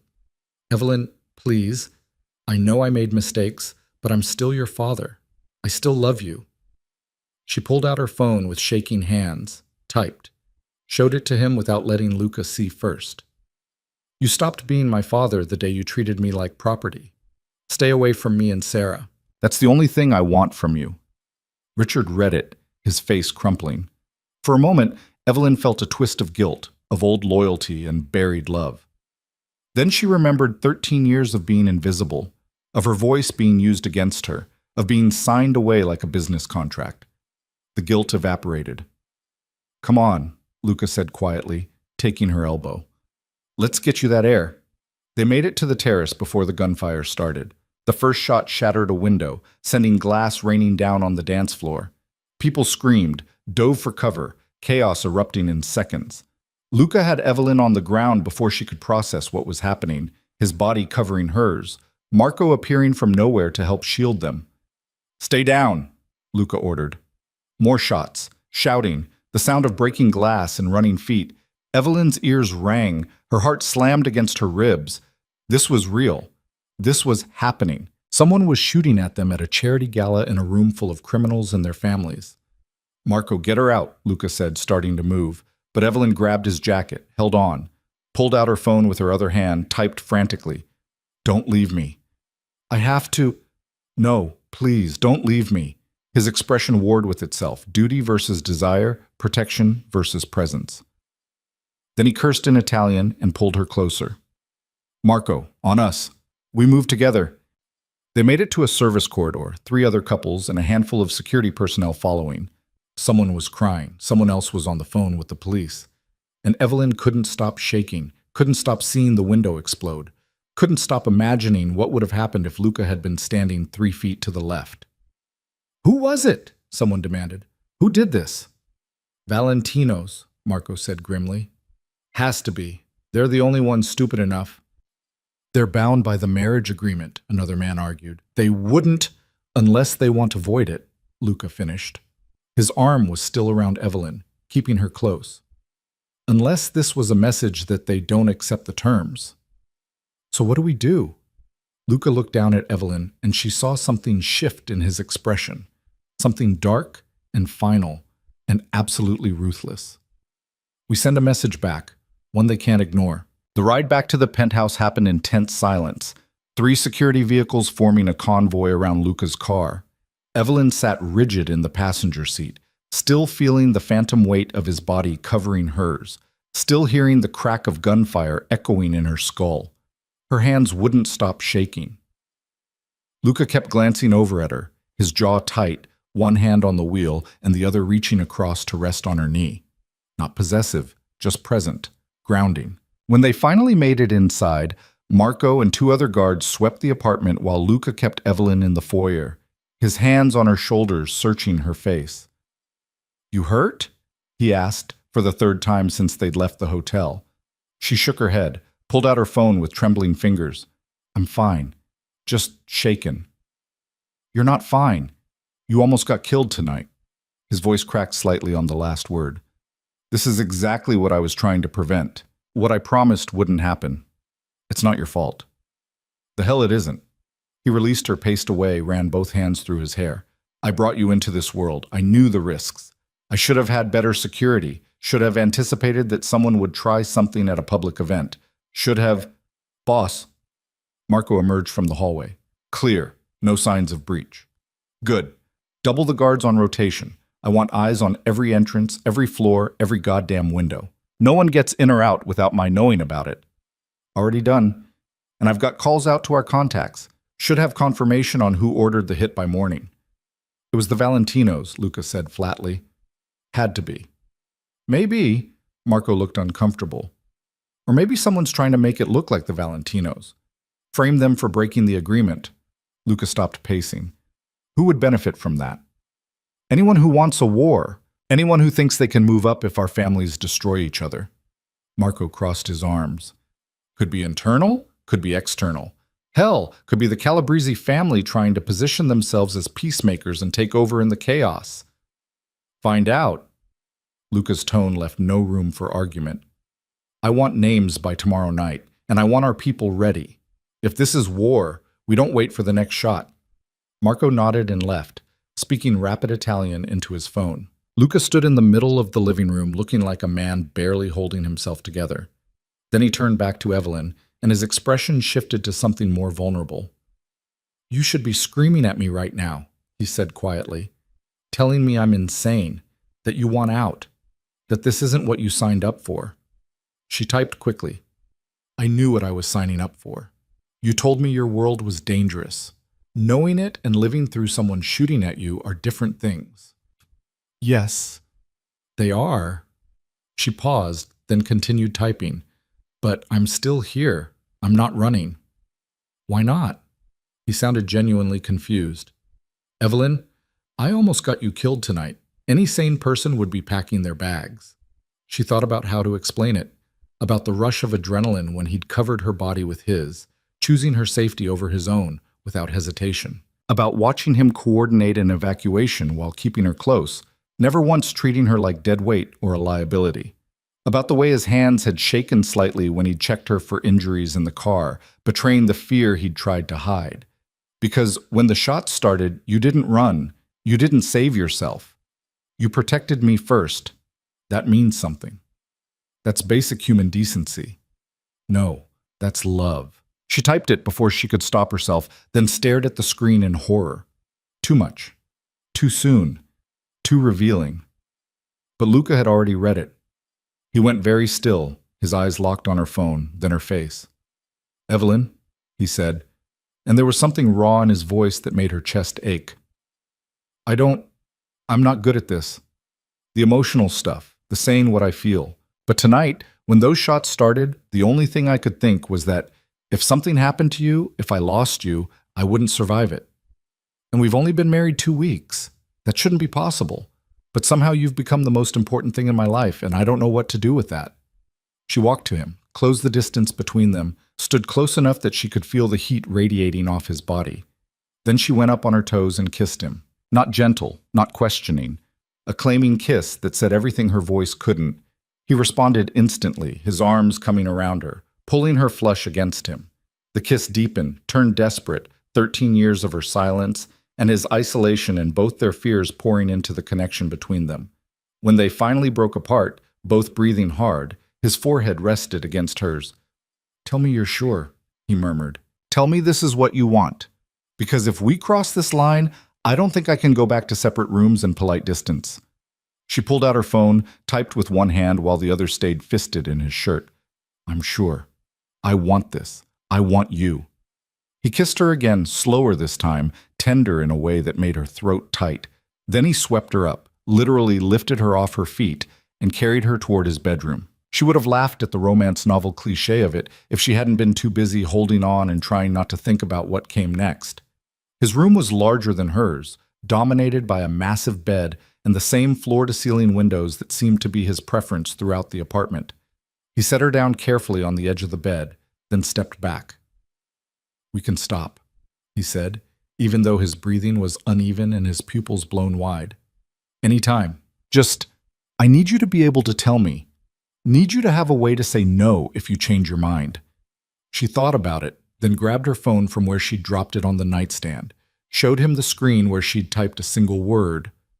Red. Red means stop? She nodded, typed more. Red means stop immediately. Yellow means slow down. Green means keep going. Like a traffic light. His smile was shaky. I can work with that. What's your color right now? She didn't hesitate. Green. What followed was clumsy and intense, and nothing like the movies made it seem. There was awkward fumbling with zippers and hooks, nervous laughter when her heel got caught in the dress, a moment of panic when she couldn't get her phone and almost couldn't signal him. But there was also tenderness in the way he touched her scars, the ones on her throat from the accident and the ones on her soul from everything after. There was patience when she needed to slow down, needed to remember she could trust him with this. And there was connection, real and raw and absolutely terrifying in its intensity. Afterward, lying tangled in his sheets with the city lights painting patterns across their skin, Evelyn felt more exposed than she had in 13 years. Not physically, though that too, but emotionally, like she'd handed him every weapon that could destroy her and trusted he wouldn't use them. "You okay?" Luca asked, his fingers tracing idle patterns on her shoulder. She reached for her phone on the nightstand. "Better than okay. That was... yeah." He pressed a kiss to her temple. It was. They lay in comfortable silence for a while, both processing what had just shifted between them. Then Luca's phone buzzed on his nightstand, shattering the peace. He grabbed it, read the message, and went rigid. "What's wrong?" Evelyn pulled herself up, clutching the sheet to her chest. Marco found something. His voice had gone flat, emotionless. The shooter wasn't Valentino. He was hired by someone else. Someone who wants both our families at war. "Who?" "Your father." The words hit like a physical blow. Evelyn stared at him, certain she'd misunderstood. She grabbed her phone, typed frantically. "That's impossible. He wouldn't." "He would." And he did. Luca sat up, already pulling away from her physically and emotionally. Apparently Richard decided that if he couldn't control you through marriage, he'd destroy the marriage instead. Start a war, get me killed, and swoop in as the grieving father to reclaim his daughter. No, that can't be right. He's my father. He wouldn't try to kill people just to... To what? Get his power back? Eliminate the threat I pose to his reputation? Luca stood, started dressing with sharp, angry movements. "Evelyn, your father is not who you think he is. He's a coward and a manipulator who's willing to murder innocent people to serve his agenda." She wanted to argue, wanted to defend the man who'd raised her, who'd held her after the accident, who'd loved her mother. But the evidence was there in the cold facts Luca was describing, in the message on his phone, in the reality she'd been trying not to see for years. Her father had sold her to save himself, and when that hadn't given him what he wanted, he'd tried to destroy everything rather than accept his loss of control. She typed through tears she didn't remember starting to cry. "What are you going to do?" Luca paused in buttoning his shirt, looked at her with an expression she couldn't read. "What do you think I'm going to do?" "You're going to kill him." "He tried to kill you tonight. He hired a shooter who opened fire in a room full of people, including pregnant women and children, because he wanted to start a war. So yeah, I'm going to kill him." He said it simply, like it was already decided. "Unless you want to stop me." She stared at him, this man she'd just been intimate with, who'd just held her like she mattered, who was now calmly discussing murdering her father. The whiplash was disorienting, the choice he was offering even more so. If I say no, then I don't kill him. I find another way. Make him disappear, ruin him financially, destroy his reputation. But I leave him breathing. He crossed his arms. That's your choice to make, not mine. And you'll resent me for it. No, I'll respect it. There's a difference. He sat back down on the edge of the bed, careful not to touch her. "Evelyn, I know he's your father. I know that complicates things. But I also know what he did tonight, what he's still capable of doing. And I need you to understand that if I let him live, he remains a threat. To you, to Sarah, to any future we might build." She pulled her knees to her chest, wrapped the sheet tighter around herself, and tried to think past the horror and confusion and grief. Tried to separate the father she remembered from the man who'd arranged for bullets to fly at a charity gala. Tried to figure out what she could live with. Finally, she typed, "What would you do if it were your father?" Luca's laugh was bitter. "My father tried to have me killed when I was 19 because he thought I was getting too ambitious. I put him in the ground 3 months later, so my answer isn't going to help you here." "Did you regret it?" "Every single day." He looked away. "And I'd do it again without hesitation. Because some people are poison, Evelyn, and sometimes the only way to survive is to cut them out completely. She thought about her father's face tonight, the desperation in his eyes when he'd tried to approach her, the way he'd said he still loved her, the years of him treating her silence like an inconvenience while simultaneously using it to control her, love and poison. Maybe they weren't mutually exclusive. She typed slowly, each word carefully chosen. I won't ask you to kill him, but I won't ask you to save him either. Do what you think is necessary to keep us safe. I trust your judgment. That's not fair to you. That's me making you complicit without you having to say the words. I know, but I can't be the one to sentence him, and I can't be the one to save him, so I'm choosing to trust you to make the right call. Luca was quiet for a long moment. Then he nodded once, sharp and final. Okay, I'll handle it. He stood, finished dressing. I need to make some calls. You should try to sleep. I won't be able to sleep. Yeah, me neither. He paused at the door. For what it's worth, I'm sorry. Sorry this is your reality now. Sorry your father is who he is. Sorry I can't fix this without someone getting hurt. She wanted to call him back, to say something that would make this easier for both of them, but there were no words for this. No way to bridge the gap between the intimacy they'd just shared and the violence he was about to enact. He left, and she was alone in his bed with her phone and her grief, and the knowledge that her father would be dead by morning. She didn't sleep. Instead, she got dressed, found her way to the living room where Luca was on his phone speaking rapid Italian, and sat on the couch to wait. He glanced at her, surprised, but didn't stop his conversation. Just reached out and pulled her against his side, kept her close, while he coordinated whatever dark business needed coordinating. Around 3 a.m., his phone finally went quiet. He set it down, rubbed his face with both hands. It's done, he said quietly. He's gone, made to look like a suicide. The evidence of his involvement in tonight's shooting will be found by the police tomorrow. The narrative will be that he couldn't live with what he'd done. Evelyn felt nothing. That scared her more than grief would have. She should be crying, screaming, feeling something about her father's death. Instead, she just felt empty. How do I know I won't end up like this? Empty inside? Numb to violence? Luca pulled her closer. Because you're asking that question. Because you're aware of what this world does to people. That awareness is protection. The people who end up empty are the ones who stop noticing, who stop caring. You're not there. You're not even close. How can you be sure? Because you just gave me permission to kill your father, and you're sitting here asking me if you're becoming a monster. A real monster wouldn't care enough to ask. She leaned into him, let him hold her while she processed the impossible reality of her new life. Her father was dead. Her husband had killed him, and she'd chosen not to stop it. I'm sorry, Luca murmured into her hair. I know that doesn't help, but I am. She pulled out her phone. Don't be sorry for protecting us. Be sorry that it was necessary. I am.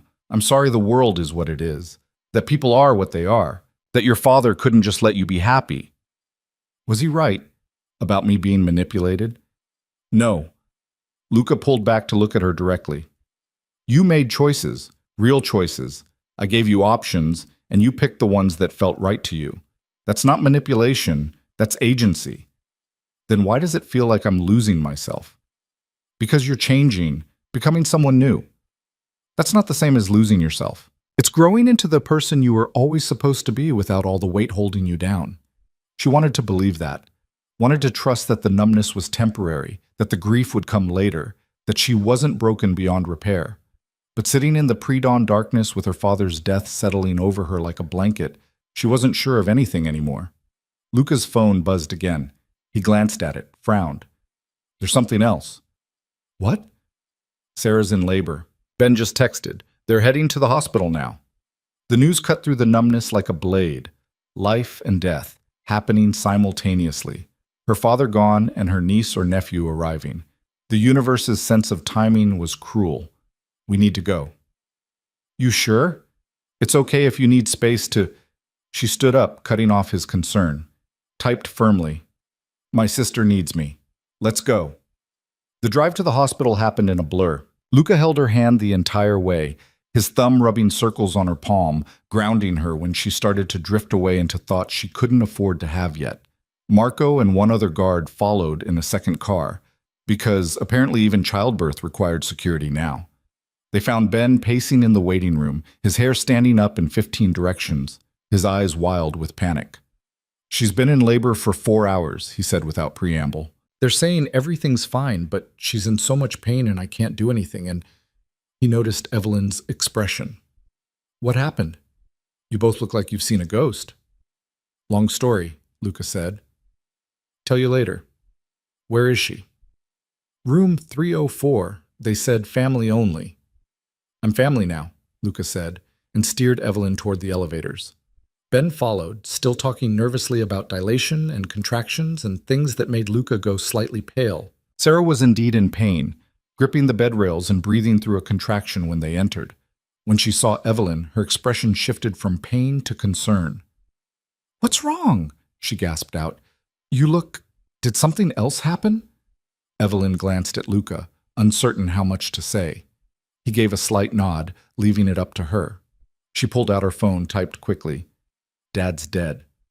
"Suicide. We can talk about it later. Right now this is about you and the baby." Sarah's eyes went wide, then filled with tears. "Oh my God, Evelyn, I'm so..." Another contraction hit, cutting off whatever she'd been about to say. The next 6 hours passed in a strange fog of crisis and normalcy. Sarah labored while Evelyn held her hand, offering silent support the way she'd done for years. Luca stayed in the corner, looking completely out of his element but refusing to leave. Ben oscillated between panic and excitement, and somewhere in the middle of all of it, a nurse came in to tell them that the police wanted to speak with Evelyn about her father's death. "Not now," Luca said flatly.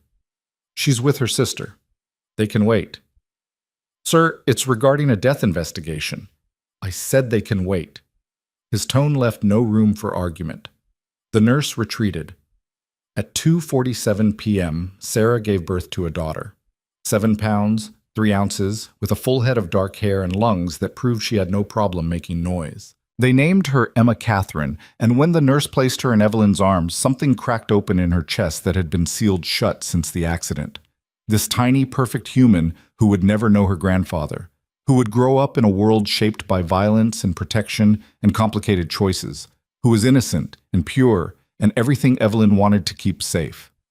She looked up to find Luca watching her with an expression she'd never seen before. Soft, longing, almost reverent.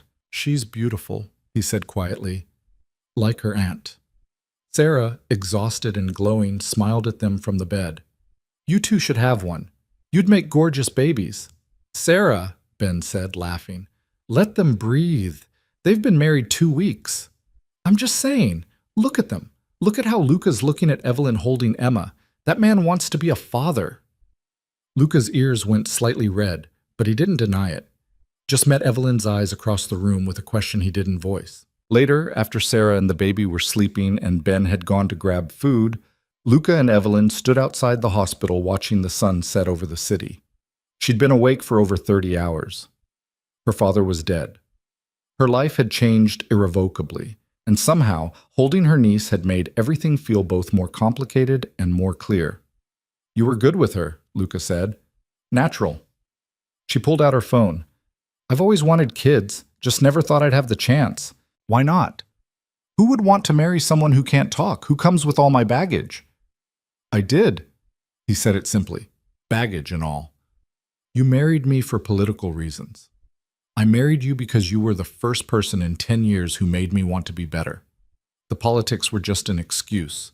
He turned to face her fully. "Evelyn, I know today has been hell. I know you're processing things that shouldn't have to be processed, but I need you to know something." She waited. "When I saw you holding Emma, all I could think was that I want that. With you. Not now, obviously. Not until you're ready, if you're ever ready. But someday. I want to build a real family with you, the kind that's messy and loud and nothing like the cold business arrangement I grew up in." Her eyes burned. She typed through blurry vision. "My father died today. You killed him, and I let you.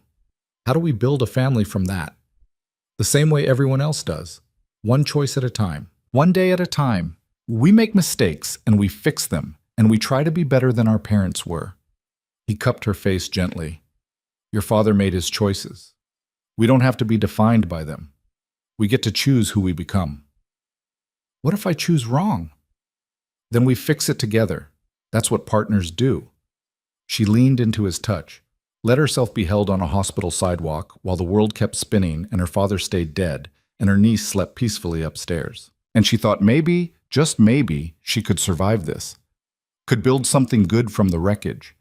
Could choose to move forward instead of staying trapped in the past. Come on, Luca said eventually. Let's get you home. You need sleep. So do you. Yeah, but I'll sleep better knowing you're safe. They drove home through evening traffic, both too exhausted for conversation. When they reached the penthouse, Evelyn headed straight for Luca's bedroom instead of her own, crawled into his bed still wearing her clothes from the gala that felt like a lifetime ago. He joined her without question, pulled her against his chest, and they lay there listening to each other breathe.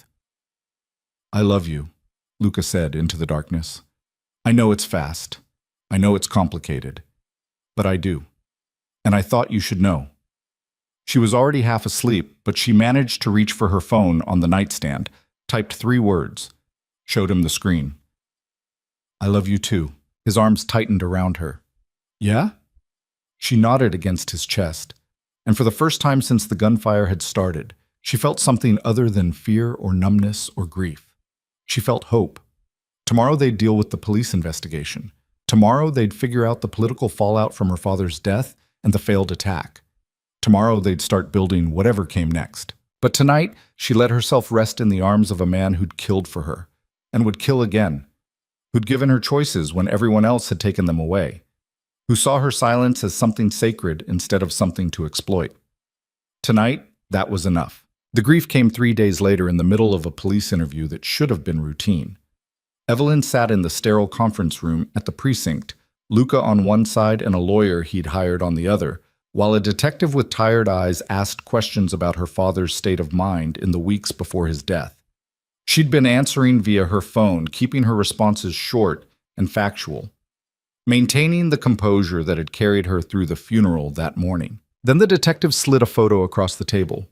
Her father, smiling, from some charity event years ago, before the debts, before the desperation, when he'd still been the man who'd taught her to ride a bike. The sob came out of nowhere, silent but violent enough to shake her whole body. She pressed her hands to her mouth, trying to hold it in, but 13 years of silence meant she'd never learned how to cry quietly. Her shoulders heaved, tears poured down her face, and she couldn't make a sound. Luca's arm came around her immediately. We're done here, he said, his voice hard. My wife just buried her father. You want more questions? Schedule another time. Mr. Moretti, we still need to... I said we're done. He stood, helping Evelyn to her feet, keeping her steady when her legs didn't want to cooperate. Anything else goes through our lawyer. They made it to the car before she completely fell apart. Luca held her in the parking garage while she cried without sound, her body racked with sobs that had no voice, mourning a man who'd loved her and sold her and tried to destroy her all at once. The grief was complicated and messy, and nothing like the clean sadness in movies. It was anger mixed with loss, relief tangled with regret, and the horrible knowledge that she'd never get closure because dead men don't apologize. I've got you, Luca murmured, his hand rubbing circles on her back. Let it out, all of it. It took 20 minutes before the storm passed. When she finally pulled away, his shirt was soaked with her tears and she felt hollowed out, fragile in a way she hadn't since the accident. She pulled out her phone with shaking hands. I didn't think it would hurt this much. He was your father. Of course it hurts. But he tried to kill me. Kill you. Why do I still miss him? Because love isn't logical. You can hate what someone did and still love who they were. Both things can be true. She leaned against the car, staring up at the concrete ceiling. How long until it stops hurting? I don't know. Years, maybe? Or maybe it never completely stops. You just learn to carry it better. He stood beside her, not touching, but close. My father's been dead 8 years. Sometimes I still dream about him. Sometimes I still wish things had been different. Do you regret killing him? I regret that it was necessary. That's not the same thing. She understood that now. The distinction between regretting an action and regretting the circumstances that made it necessary. Her father's death wasn't something she'd wanted, but it had been the only way to ensure Sarah's safety, her own safety, the possibility of a future not built on his manipulation. That didn't make it hurt less, just made it survivable. They drove home in silence. When they arrived, Marco was waiting in the lobby with a grim expression that made Luca tense. "What now?" Luca asked. "The Valentinos want a meeting tomorrow. They're claiming innocence in the shooting, saying they have proof it was Richard Cross acting alone."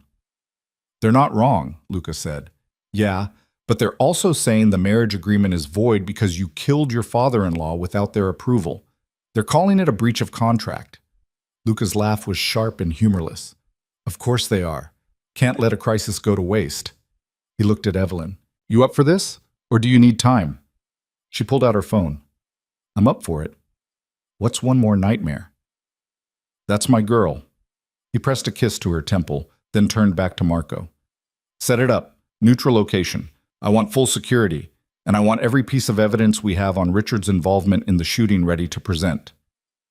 The meeting was scheduled for the following evening at a restaurant the Valentinos owned in the North End. Luca spent the day preparing, going over strategy with Marco and their lawyer, making calls to allies and contacts who might influence the outcome. Evelyn watched him work, saw the calculated way he maneuvered through his world, and realized she was watching a master at his craft. "You're staring," he said without looking up from his laptop. She typed quickly. "I'm learning. You said I could." "Fair enough. What have you learned so far?" "That you're scarier in a negotiation than you are with a gun." His smile was quick and genuine. "Best compliment I've had all week." That evening, she dressed carefully in a black suit that Sarah had helped her pick out days before. Professional, severe, the kind of outfit that said she wasn't someone to dismiss. She left her hair down, applied minimal makeup, and studied herself in the mirror. The woman looking back at her was different from the one who'd sat in that lawyer's office 6 weeks ago. Harder, more aware, less willing to be invisible. "You look like you're ready for war," Luca said from the doorway. "Isn't that what this is?" "Yeah, guess it is." He crossed the room, adjusted her collar slightly. "Remember, you don't have to speak. Your presence is enough. Just be there, be strong, and let me handle the talking. What if they try to use me against you? Then they'll learn that was a mistake." His expression went cold. "No one threatens you without consequences. Not anymore." They arrived at the restaurant to find it closed to the public, security posted at every entrance. Inside, the Valentino family waited at a long table. 3 brothers who ran the organization, their lawyer, and several associates whose job was clearly to look intimidating. Moretti, the eldest brother, Vincent, greeted them without warmth.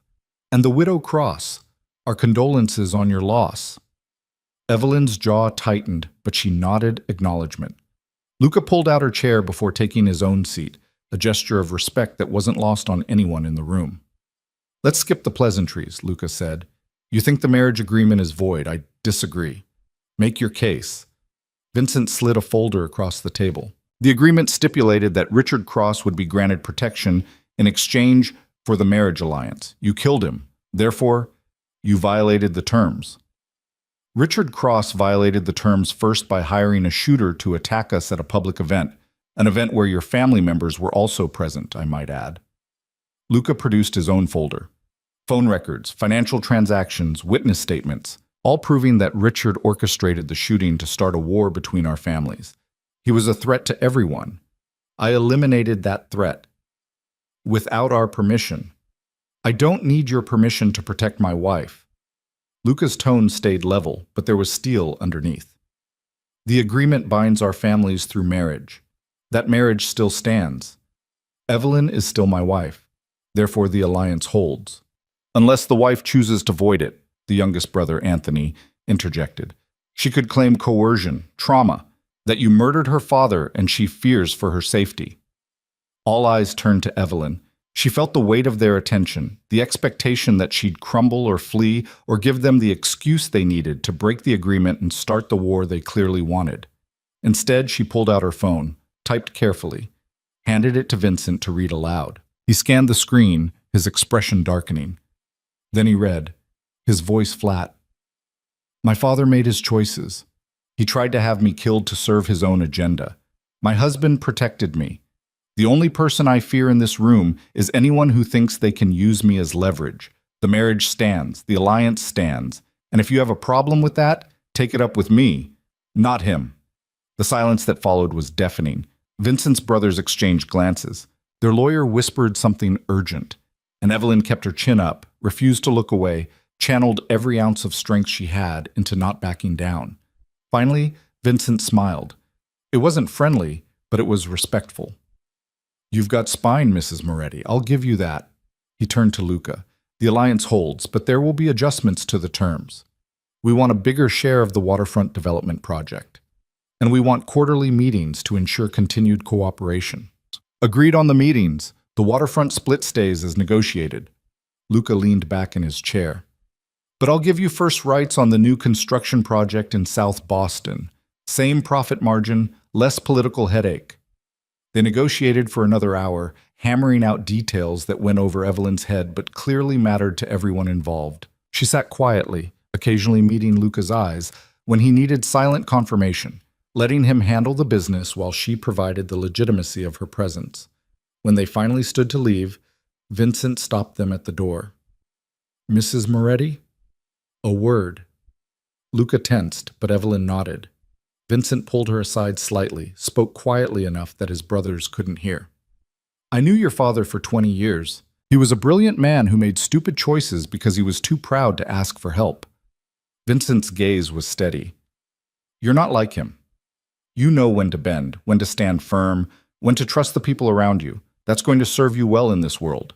She pulled out her phone. Is that a compliment or a warning? Both. He smiled slightly. Your husband is building something different, something that could change how all of us operate.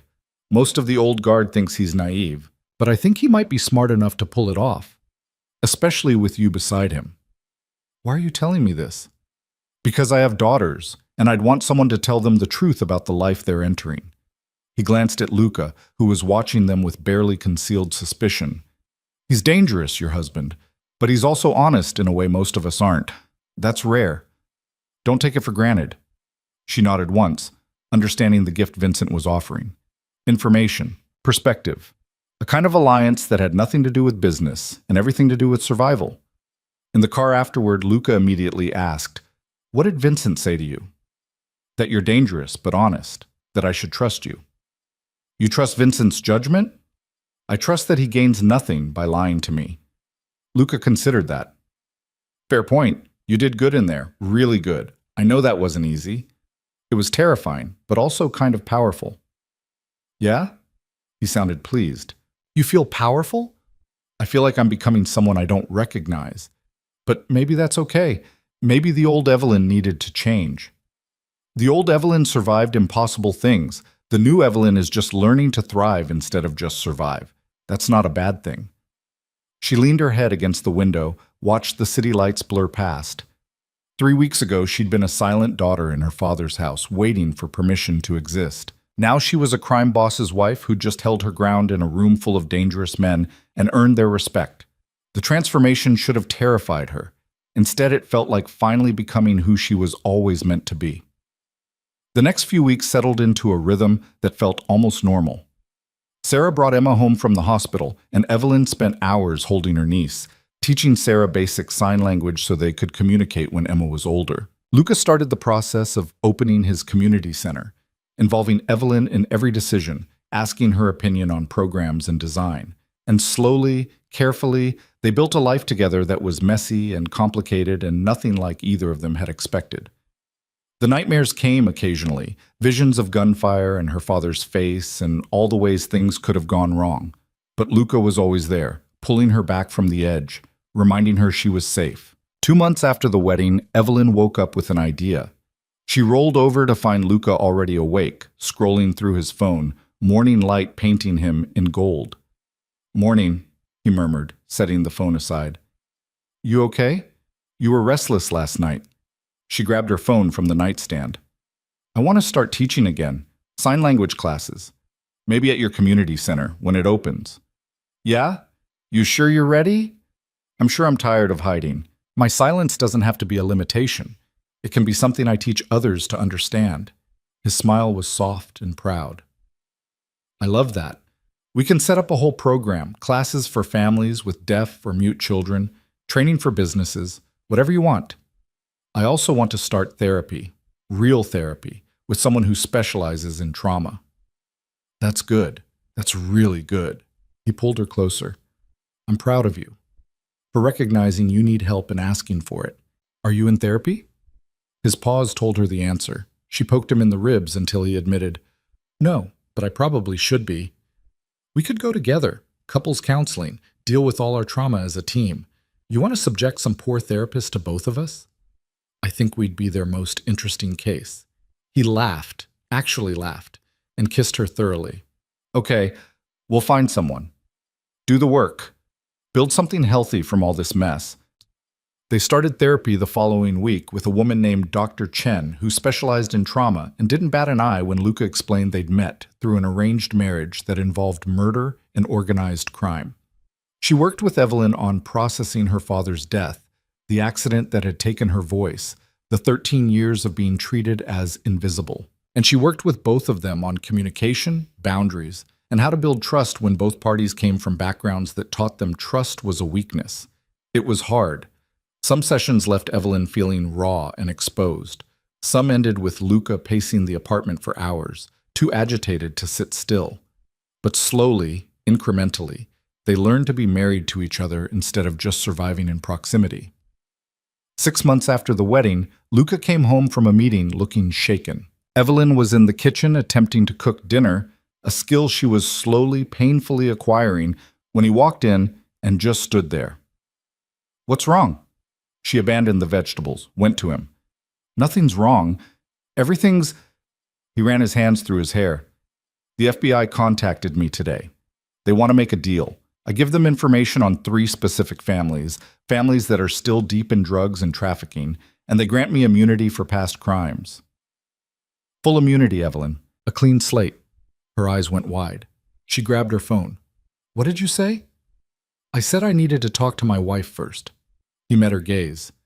This is what I've been working toward, going legitimate, but it means betraying people I've known for years. It means becoming an informant, and in this world, that's about the worst thing you can be. Will it put us in danger? Maybe, probably. The families I'd be giving up won't take it lightly. We'd need to increase security. Maybe relocate for a while. He cupped her face. But it would also mean our kids, if we have kids, wouldn't grow up with their father facing prison time. Wouldn't have to explain why daddy does things that are illegal. You want kids. I want a future that isn't constantly looking over my shoulder. I want to build something that lasts. And I can't do that while I'm still tied to the old ways. She thought about it, about the danger versus the possibility, about what kind of life they could have if Luca was truly free from his past, about the community center and her teaching and the family they might build. Do it. Take the deal. You're sure? Because once I do this, there's no going back. We burn bridges, make enemies, start completely over. I'm sure. We burn it all down and build something better. His kiss was fierce and grateful and full of promise. Okay, we do this together. The next year was chaos. Luca testified in closed hearings. 3 major families were indicted. There were threats, attempts on their lives, a month where they relocated to a safe house in Vermont while the FBI rounded up the most dangerous elements. But there was also progress. The community center opened, offering everything from job training to addiction counseling to Evelyn's sign language classes.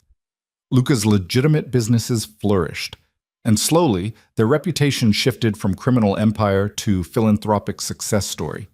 It wasn't perfect. Some of Luca's old associates never forgave him. There were still moments of violence, still threats that Marco and the security team had to handle.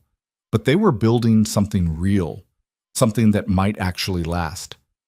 14 months after their courthouse wedding, Evelyn missed her period. She took 3 pregnancy tests, all positive, then sat on the bathroom floor trying to process the implications.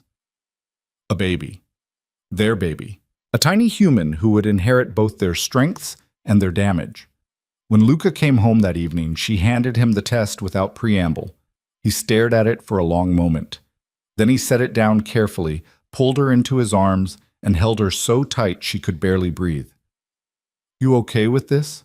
he asked, his voice rough with emotion. She nodded against his chest, pulled out her phone, terrified. "But okay. You?" "Same. I have no idea how to be a father. My own dad was a nightmare. What if I screw this up? Then we'll screw it up together and figure it out as we go, like everything else." He laughed, the sound wet with tears he wasn't ashamed to show. "Yeah, okay, we can do this." They told Sarah and Ben the following week, at a family dinner that had become a weekly tradition. Sarah screamed loud enough to wake Emma, who started crying, which made everyone laugh through tears. Ben shook Luca's hand with genuine warmth, the initial wariness long since transformed into real friendship. "Emma's going to have a cousin," Sarah said, bouncing her daughter gently. "Oh my God, they're going to grow up together. This is perfect." "Perfect is a strong word," Luca said, but he was grinning. "We're probably going to have the most protective kid in Boston." "Good," Sarah declared. "That's what family is for." The pregnancy was difficult. Morning sickness that lasted all day, complications that required bed rest, moments of terror when they thought they might lose the baby. But Luca was there for all of it, attending every appointment, learning everything he could about pregnancy and childbirth, building a nursery with his own hands because he needed something productive to do with his anxiety. 8 months in, lying in bed while Luca assembled yet another piece of baby furniture, Evelyn had a sudden clarity about everything that had happened. The forced marriage that became real, the violence that made way for peace, the loss of her father that freed her to become herself. All of it had been necessary to get her here, to this moment, this life, this future.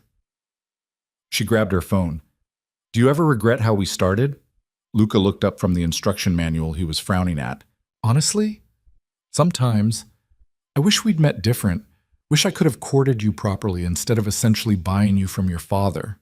Wish our foundation wasn't built on trauma and violence. But I don't think we would have found each other any other way. You needed someone who would see your strength. I needed someone who would challenge me to be better. The circumstances were horrible, but they brought us together. So no, I don't regret it. I just wish it had been easier for you. It made me who I am. I'm not sure I'd change that even if I could. Who are you?" He set down the manual, gave her his full attention. "Now, who do you think you've become?" She thought about it, typed slowly, choosing her words carefully. Someone who isn't afraid of silence, someone who knows her worth, someone who can stand in a room full of dangerous people and hold her ground, someone who's going to teach her child that voice comes in many forms and all of them matter. "I love who you've become," Luca said quietly. "I love who you're still becoming. Every single day, you surprise me. Good surprises or bad surprises? The best kind. The ones that make me fall more in love with you." She held out her hand.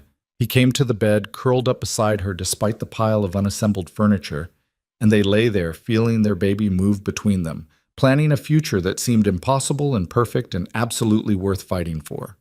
Their daughter was born on a snowy February evening, 3 weeks early and impatient to join the world. They named her Catherine Rose after both grandmothers, and when the nurse placed her in Evelyn's arms for the first time, she understood what people meant when they said love could be overwhelming.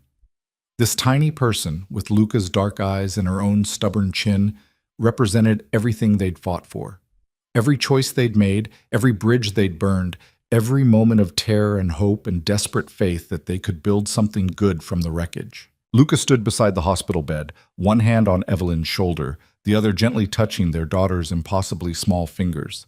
His eyes were wet, his expression awestruck. "We made a person," he whispered. "A whole entire person." Evelyn smiled, exhausted and happy, and more complete than she'd ever felt. She grabbed her phone with one hand, typed clumsily. "We made a family." "Yeah, we did." He kissed her forehead, then Catherine's. "And I'm going to spend the rest of my life making sure you both know you're loved. You're safe, you're valued, all the things I never had. All the things I never had either. We break the cycle." "We break the cycle," he agreed. Sarah and Ben arrived an hour later with Emma, who was now walking and chattering in toddler gibberish. She stood on tiptoe to peek at the baby, her eyes huge with wonder. "Baby," she declared, "my baby." "Your cousin," Sarah corrected, laughing. "You're going to be the best big cousin, aren't you?" Emma nodded solemnly, then proceeded to lecture Catherine in nonsense words that made everyone laugh. That night, after the visitors had left and Catherine was sleeping in her bassinet, Luca climbed into the hospital bed beside Evelyn despite the nurse's protests about it being too small. "Tell me what you're thinking," he said. She was too tired to type, so she just pressed her phone into his hands where she'd already written her thoughts. "I'm thinking about how far we've come. From a forced marriage to this, from strangers to parents, from survival to something that feels like joy. I'm thinking that if someone had told me 2 years ago that I'd be here, I wouldn't have believed them. And I'm thinking that despite everything, all the pain and loss and violence, I wouldn't change it. Because it brought me here. To you, to her, to us." He read it twice, his throat working. Then he set the phone aside and just held her, careful of all the wires and monitors, careful of her still healing body. "I don't deserve you," he murmured. "Either of you, but I'm going to spend every day trying to earn this family, this life, this second chance." She patted his chest twice, their signal for "I love you" when words were too much or typing too slow. He patted back, the rhythm they'd developed over months of learning each other's language. The future stretched ahead of them, uncertain and probably difficult, still shadowed by Luca's past and the enemies they'd made. But for the first time, Evelyn wasn't afraid of what came next. She had her voice, not in sound, but in action and choice, and the family she was building. She had a partner who saw her strength and challenged her to use it. She had a daughter who would grow up knowing that silence could be powerful, that love could be complicated, that families were built not just by blood, but by the choices people made every single day. 3 months later, the community center hosted its grand opening celebration. Evelyn's sign language program had 15 students enrolled, ranging from parents of deaf children to healthcare workers to curious individuals who wanted to communicate better with the world around them. The center itself offered job training, counseling services, educational programs, and a safe space for people who'd been forgotten by the system. Luca gave a speech about second chances and community responsibility that was surprisingly moving for a man who'd spent half his life as a criminal. The mayor attended, as did several business leaders and community organizers. It was legitimacy, real and earned, the kind that couldn't be bought or forced. Evelyn stood at the back of the crowd, Catherine strapped to her chest in a carrier, and watched her husband transform their painful past into something that might actually help people. When he finished speaking, his eyes found hers across the room, and his smile was pure and genuine and full of love. After the speeches, a reporter from the local news approached them, asking for an interview about their philanthropic work. Luca handled most of the questions, but then the reporter turned to Evelyn. "Mrs. Moretti, you're teaching sign language here. Can you tell us why that's important to you?" She pulled out her phone, typed her response, and handed it over for the reporter to read. "I lost my voice 13 years ago in an accident. For a long time, I let that silence define me as a limitation. But silence can be a language all its own. It just requires people to listen differently. I'm teaching sign language because I want to help others communicate in ways that matter. Because everyone deserves to be heard, regardless of whether they can speak." The reporter read it on camera, and something shifted in Evelyn's chest. This was her voice. Different than it had been before the accident, but no less powerful. Maybe more powerful, because she'd learned to use it intentionally instead of carelessly. That evening, back at the penthouse with Catherine sleeping peacefully in her nursery, Luca pulled Evelyn onto the balcony overlooking the harbor. The same view they'd had since the beginning, but everything else had changed. "You know what I realized today?" he said, his arm around her shoulders. "We actually did it. We took something broken and made it whole. We took violence and turned it into peace. We took forced arrangements and made them into choice." She leaned into him, pulled out her phone. "We're still a work in progress." "Yeah, but that's the point, isn't it? We don't have to be perfect. We just have to keep choosing each other. Keep choosing to be better." "I choose you, every day. Even when it's hard, especially when it's hard." He turned her to face him, his hands gentle on her face. "I choose you too, you and Catherine and whatever chaos comes next. This is my family. This is what I protect. This is what I live for. She kissed him, standing on the balcony where she'd once felt trapped and now felt free. The city spread out below them, full of possibility and danger, and a million lives being lived in the spaces between. Somewhere out there, people were making choices that would define their futures, some good, some terrible, all of them mattering.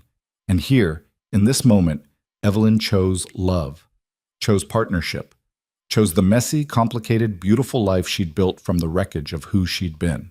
Her father had tried to make her invisible. The accident had taken her voice. The world had tried to erase her, but she'd survived all of it. She'd found strength in silence, power in choice, love in the last place she'd expected. She'd become not just visible, but undeniable, a wife, a mother, a teacher, a force in her own right. The voiceless bride had found her voice, not in sound, but in action. Not in words, but in the life she chose to live, the family she chose to protect, the future she chose to build. And that, she thought, as Catherine stirred in the nursery and Luca held her close under the stars, was more than enough. It was everything.